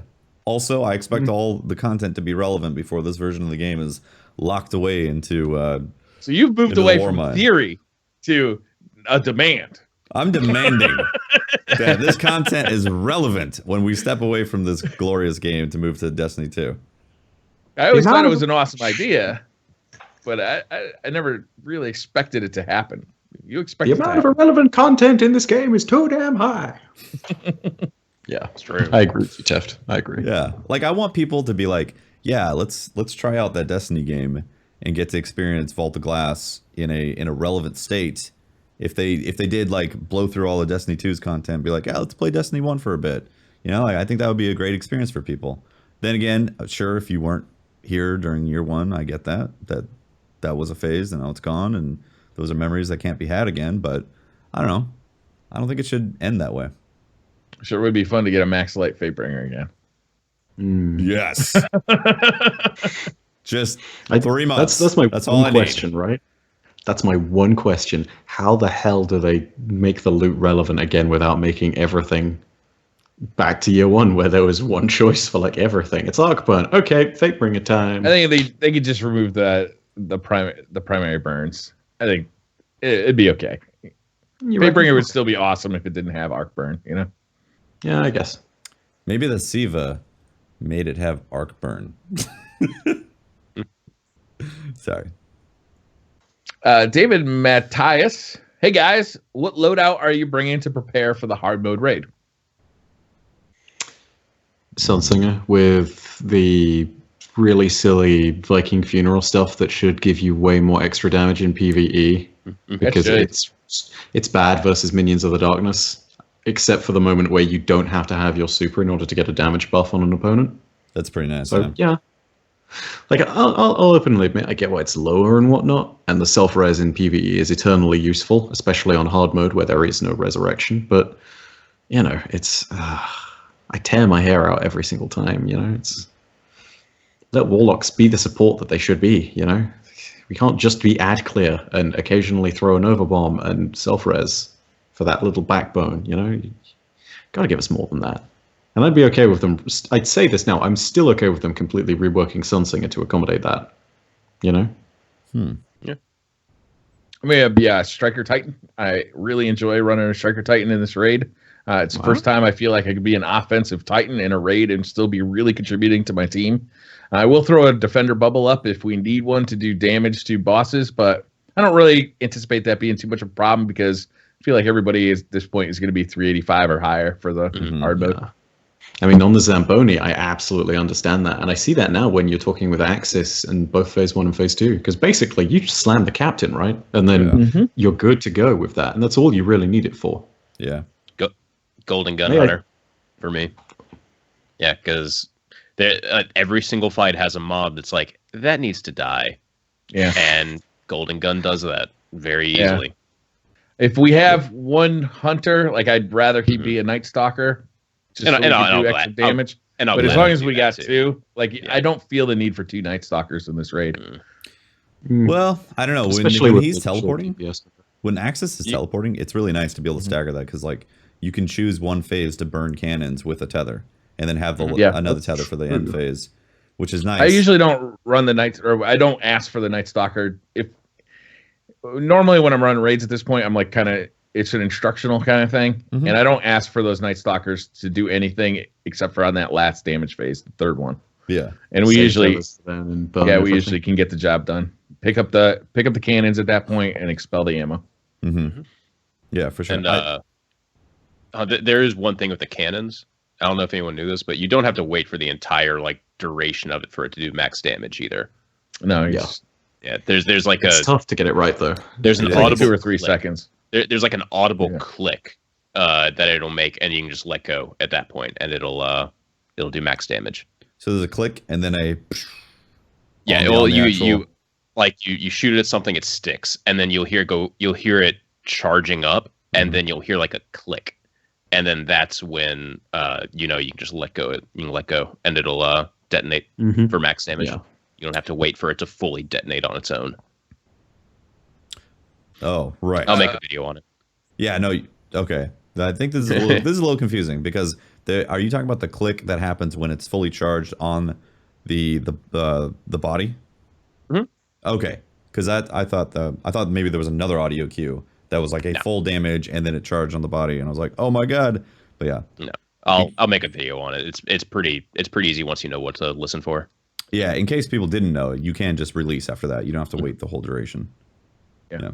I think I'm going to go back in as a Warlock again. I've actually really been enjoying being any of the 3 classes. But for hard mode, just like you said, being able to self-res in problematic situations is always nice when you're going through it for the first time.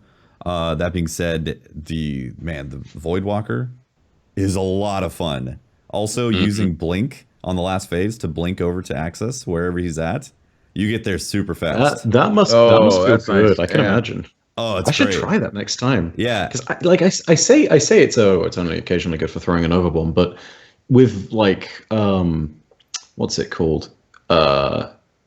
Embrace the Void and the Hunger. You probably get your grenades back super fast when you're facing up against those shanks, right? Yeah, exactly. That's a good build. Throw on Axion bolts, and it's a great build. Damn. Yeah, I got to try Storm this last Power night. is also invaluable against the the Zamboni. Yeah, dude, it keeps your whole fire team from dying.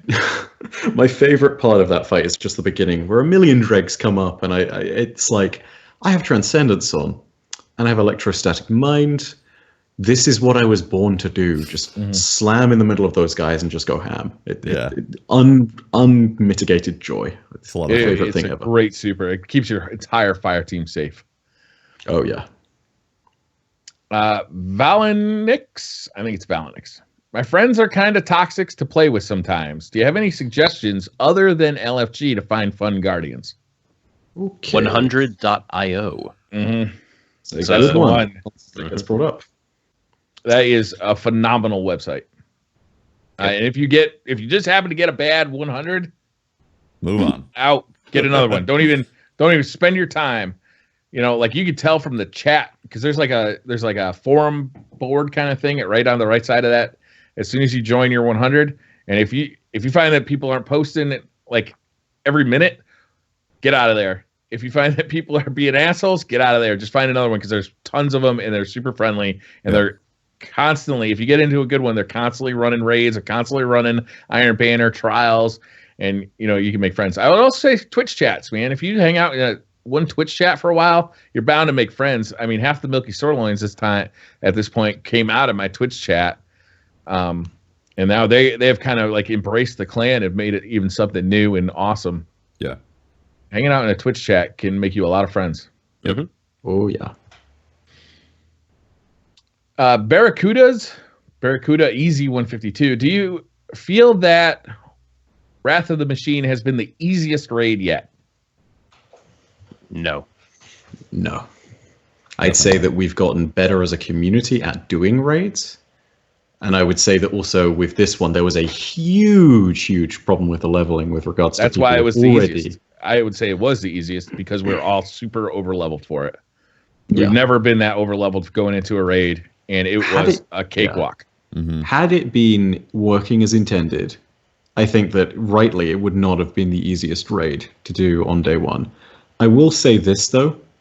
Whilst the leveling point is taken aside and whatnot, I feel as though the mechanics are also a little bit trickier to master just because it does rely on so much communication. And that's something that a lot of teams struggle with, Mm-hmm. Like, take the Vogue fight, right? The vast majority of the communication that you need to do is which portal to open and the countdown to when time's vengeance ends. With this one, you've got to call out who's empowered where on each side, and you've got to do that 3 times per DPS phase. And that alone, it's not a huge challenge when you put it like that, but doing that after each thing in the intense moment of the fight, after everybody's stressed over, like, oh my god, are they going to slam in time? You do forget, and it happens. Yep. It's not that this raid is, I mean, just mechanically speaking, this raid is not the easiest raid that we've gotten. But yeah, we did have quite the leg up from all the other experiences due to all this leveling. We only had to level up what from 335 to 370, 40-ish light levels to really be like, fine in the raid, and then most people were at 380, or a lot of players were at 385 due to some unfortunate glitches in the system. Yep. or higher even. Yeah, I still can't believe people have got up to 389. That makes me really pissed off. Yeah, it's a problem. If you look back at Vogue, it was difficult to get higher than like level 25, really, before you got into the raid. It was just difficult to reach that. Yeah. And there's a very clear path for you to follow in order to light level increase all the way up to 365, which is definitely doable for the raid. Once you hit 365, then you pop a few packages. You're good to go. Yeah, you're good to go. Exactly.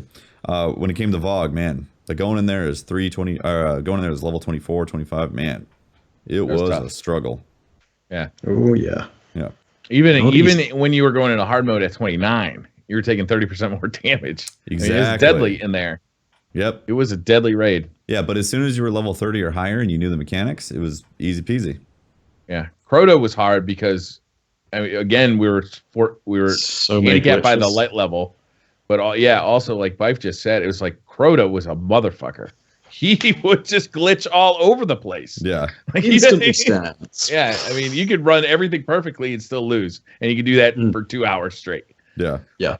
My favorite clip by far, by the way, of that is the one time when Crota's AI glitches and he runs into the crystal room and just like one hits like half the team. I have seen that personally. It's like, sup?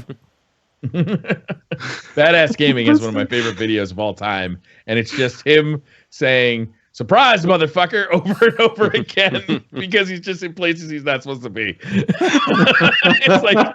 It's literally like 3 or 4 minutes of just him going, "Surprise, motherfucker." I think it's Badass Gaming. Somebody in chat will have to correct me if it's not badass. Oh my god. It's like, I think we had one point at which the same thing happened, except like we joked earlier in the raid of like, oh yeah, those 1 or 2 times you've seen on YouTube where like the sword bearer will run up into the room for like no good reason, and then we're like, yeah, thank God that's like a glitch or something. And then everybody's laughing about it, and I look over to my right, and I'm like, oh, there's a gatekeeper. Oh, there's a gate. And then I'm just like, gatekeeper. Everybody just scatters. Someone nearly dies. There's like no regen. Everybody thought I was joking at first, and then everybody panics. We should have wiped that. Oh, it's bad. It's bad. Mega Bag Carp. On a scale from McDonald's fries to Dead Sea salt, how salty is Patrick about last night's goose chase? Yeah. I'm honestly not that salty. I had a fun time. I had a fun time, at least, upon reflection. But you know, upon reflection, yeah, I had a fun time. Not a lick of salt in there. Yeah, I'll put it at like, I don't know if you ever had Hardee's fries. They're pretty salty. But I'm not a monster. Why would I go to Hardee's? I don't know. Yeah. So slightly saltier than McDonald's. We're not going to full on Dead Sea salt yet, but you know, it's 3 out of 10, I guess. 3 out of 10. It's like a Tyrell's lightly salted chip. Mm-hmm. Sure. I know what that is. Spooky Muju. This one's for Byf. What about Destiny's lore fascinates you the most? Yes, Briar, thanks for the raid last week. Okay, so there is no one thing, but I think if I was forced to pick out what I think had captured my attention the most, easily it's got to be the lore surrounding the Ahamkara and their relation to the Hive and just the Guardians and the city generally. Because I think it's one of Destiny's criminal moments where it has in this expansive grimoire this mention of, you know, oh, there were these things called Ahamkara, and then it references, yeah, these things were also called wish dragons, and then at a certain point it's like, yeah, it was a dragon, and I'm sitting there being like,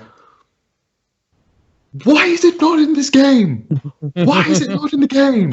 And for those of you wondering, it's not the things like flying above Venus, that was asked on the Bungie ride-along for Venus, whether those were Ahamkara, and sadly they're not. But, you know, to this day, that's why I, in particular, whenever I'm doing the lore stuff, if ever something comes up about Ahamkara, you can be damn sure that I'm going to go ahead and throw that out there and mention it. Because, again, the universe that they built here is so much cooler than they give it credit for, and they just need to give it an opportunity to frickin' shine like that. Because I know that, like, we're going to get to E3 or something, and then it's going to be like the trailer for Destiny 2, and it's going to end on like a massive dragon rearing its head up and saying hi, and everyone's going to freak out like, oh my god, it's a different game. No, it's going to be worse than that, Byf. It's going to be like Halo 2, where they end the story campaign with like a little mention of the Ahamkara, so you're going to have to wait until Destiny 3.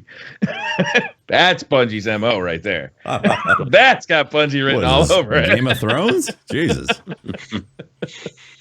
Where are my dragons? Yeah. Uh-oh. Skype crashed. Oh, no. Okay, 1 second.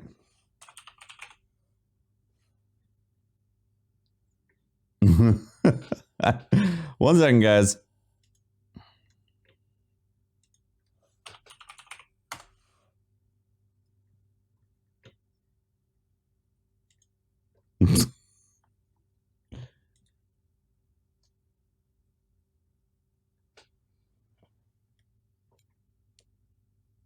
Skype stopped working again. Holy crap. What is going on here?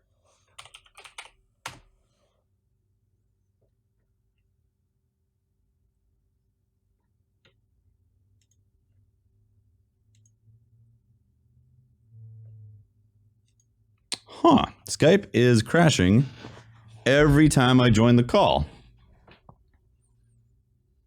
1 second. This is weird.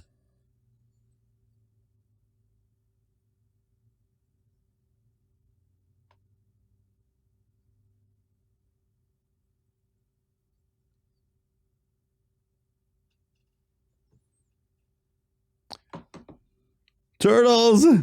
Today with troubleshooting, exactly. 1 second, guys. 1 second. We're going to get this fixed.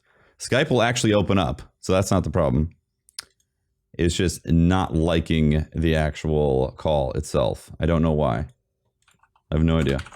Let me see if there is some sort of... oh, yeah, end task. All right, we just killed Skype completely. Come on, Skype. Let's work. It's just a happy accident, guys.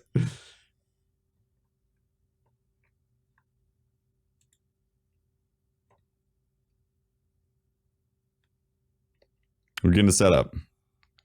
Finish the stream, Guardian.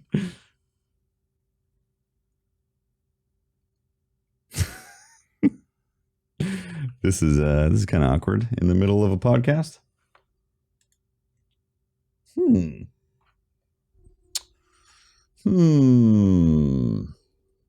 Yes. No, it's not a hack. It is straight up Skype crashing. I don't know why. I have literally no idea why Skype is doing this at the moment. Is there a process that Skype still has on?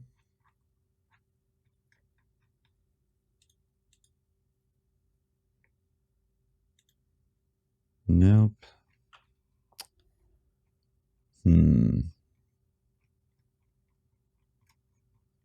I would totally play some music right now, but this is going on YouTube. So I'm not going to put music on at the moment for the sake of copyright issues on YouTube. Discord doesn't do face cam. Yeah, we might actually have to resort to Discord here in a second. It keeps crashing every time I try to join the call. Huh.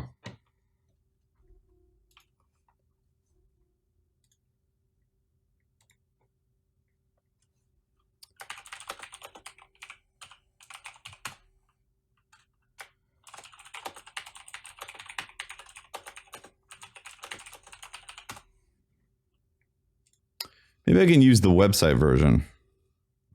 Time to beatbox, right? Yeah. Cue the Jeopardy theme, exactly. Pat's gonna love it. I know. Yikes. Okay, let's see. I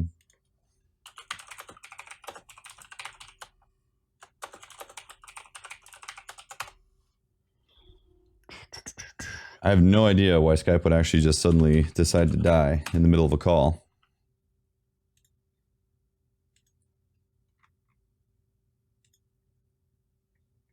It is very awkward.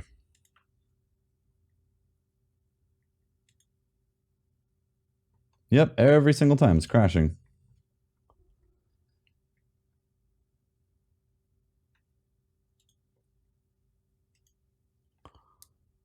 Have them restart the call? They did. They did actually restart the call.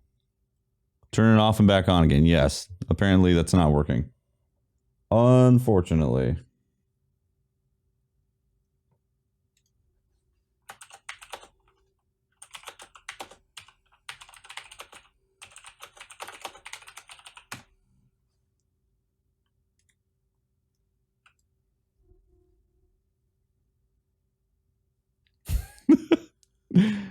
Or is not the reason why. Just restart and retry. I could actually restart the computer completely. Yeah.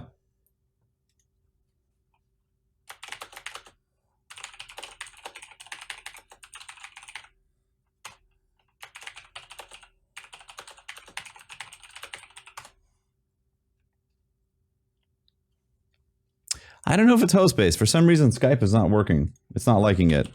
I've not encountered this problem before, so I don't know why it's doing something like this.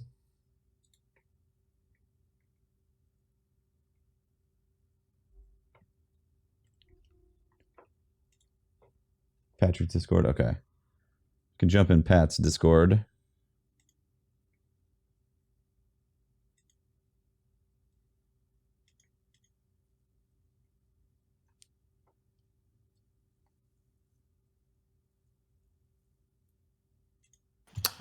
There we go. Yo, okay. Hopefully Briar can get in here. Yeah, hopefully Briar can get in here. Can Stream hear us? Yes, Stream can hear you guys right now. Okay. Yeah, hopefully Briar can show up. Let me see if he needs an invite to the Waffle House. Oh, okay. I'll take care of that.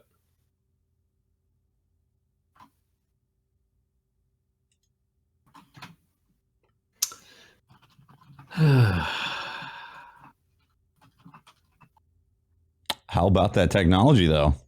Dude, okay, so, since we're just kind of dicking around right now, so we tried out, I think, like 3 separate, different things to possibly do the podcast on. We tried Zoom.us, and while the video quality was fantastic, it had all the requirements, the audio quality was horrifyingly bad. Yeah, it was really bad. It was as bad as like using Destiny in-game chat. It was rough. And then so we tried Google Hangouts. Fantastic audio quality, but the webcams were just camera was looking like Nintendo 64. The cameras weren't horrifying, but did you send Briar an invite to your server? Okay, I did. Drop it into the Twitter chat or the Twitter channel. Or the group. Oh, okay. For him. Hold on. Just in case he's like not the Twitch getting it. chat. Are we sure we want to open those floodgates? Welcome to the Waffle House, guys. Welcome to Waffle House, guys. Yeah, none of them will be able to join anyway. I haven't. All of a sudden, 1,000 people join the Waffle House. You got it like locked down like that? Damn, man. Yeah. I have to approve people. Yeah.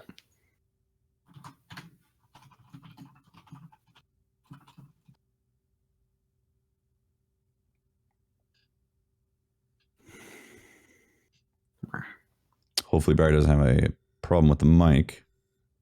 Hopefully not.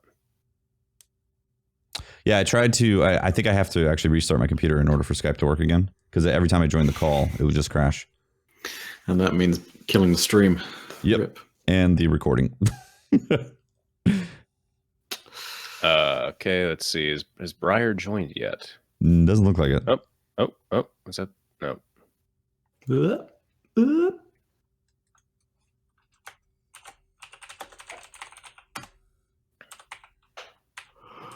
I think I have to give him like I think I have to give him no,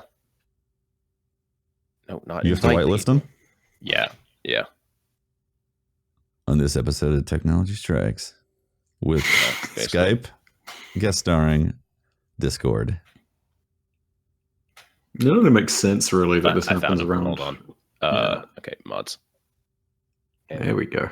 Mod and guest privs done. He disappeared from the. Oh, there he is.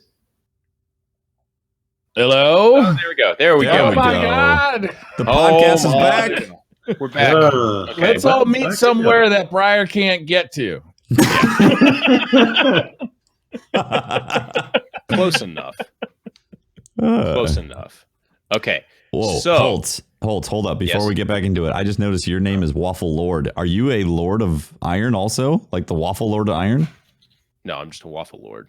All right, that's fair. Waffles are a fantastic source for calcium and other things, but I don't know. I haven't tested it for iron and gluten and whatnot. Yeah. All right. So I think what we're just going to do right now, since we've been having problems, we're just going to, just going to end the podcast for now. Ed, I would like to go on record though, saying we've tried out multiple different solutions for podcasts. We tried Zoom and great video quality, but audio quality was worse than game chat. It was terrible. It was worse than PSN. Yeah, worse than PSN. Let's see, what else was bad? We did Google Hangouts, which had fantastic audio quality. Video quality, it's acceptable, but we couldn't change the webcams to actually like show in a grid pattern or anything. It had like this weird, whoever's speaking is like the size of a theater and everyone else is in a small little right-hand corner, which was really annoying. And yeah, so we tried those different things and nothing seemed to be working. So like, okay, we're just going to go to Skype. We might have to do some reinventing of the podcast to get something working, possibly. Yep. Okay. So, for now, thank you for tuning in to the third episode of the Destiny Community Podcast. This has been Patrick Casey. You can find me at Holtzmann_YT on Twitter, and that should have all the links. Yeah. I'm Briar Rabbit. You can find me by looking up Briar Rabbit either on Twitch, YouTube, or on Twitter, wherever. Look for Briar Rabbit. I'm Tefty Teft. You can talk to me on Twitter, twitter.com/Teft or @Teft, me on Twitter. And check out my YouTube channel, which is Tefty Teft. Just search Tefty Teft in YouTube, you'll see it. And obviously this Twitch channel, if you're watching it live right now, hit that follow button for Destiny streams and other variety gaming. And my name has been MyNameIsByf, and you can find me on Twitter at twitter.com/MyNameIsByf. Also on youtube.com, which is youtube.com/ReachForge Network, I believe. And Alternatively, just go ahead and search MyNameIsByf. If you're interested in Patreon as well, if I'm allowed to go ahead and plug that, and go for it. Go ahead and just search for me on Patreon. That goes to supporting all of the artists that help make all the animated lore videos, and I take none of the money, and all the excess goes to charity. So if you want to do something cool and you've got a spare buck, then maybe that can interest you. But yeah. All right. Well, thank you everyone for tuning in, and we will see you next week. Yeah.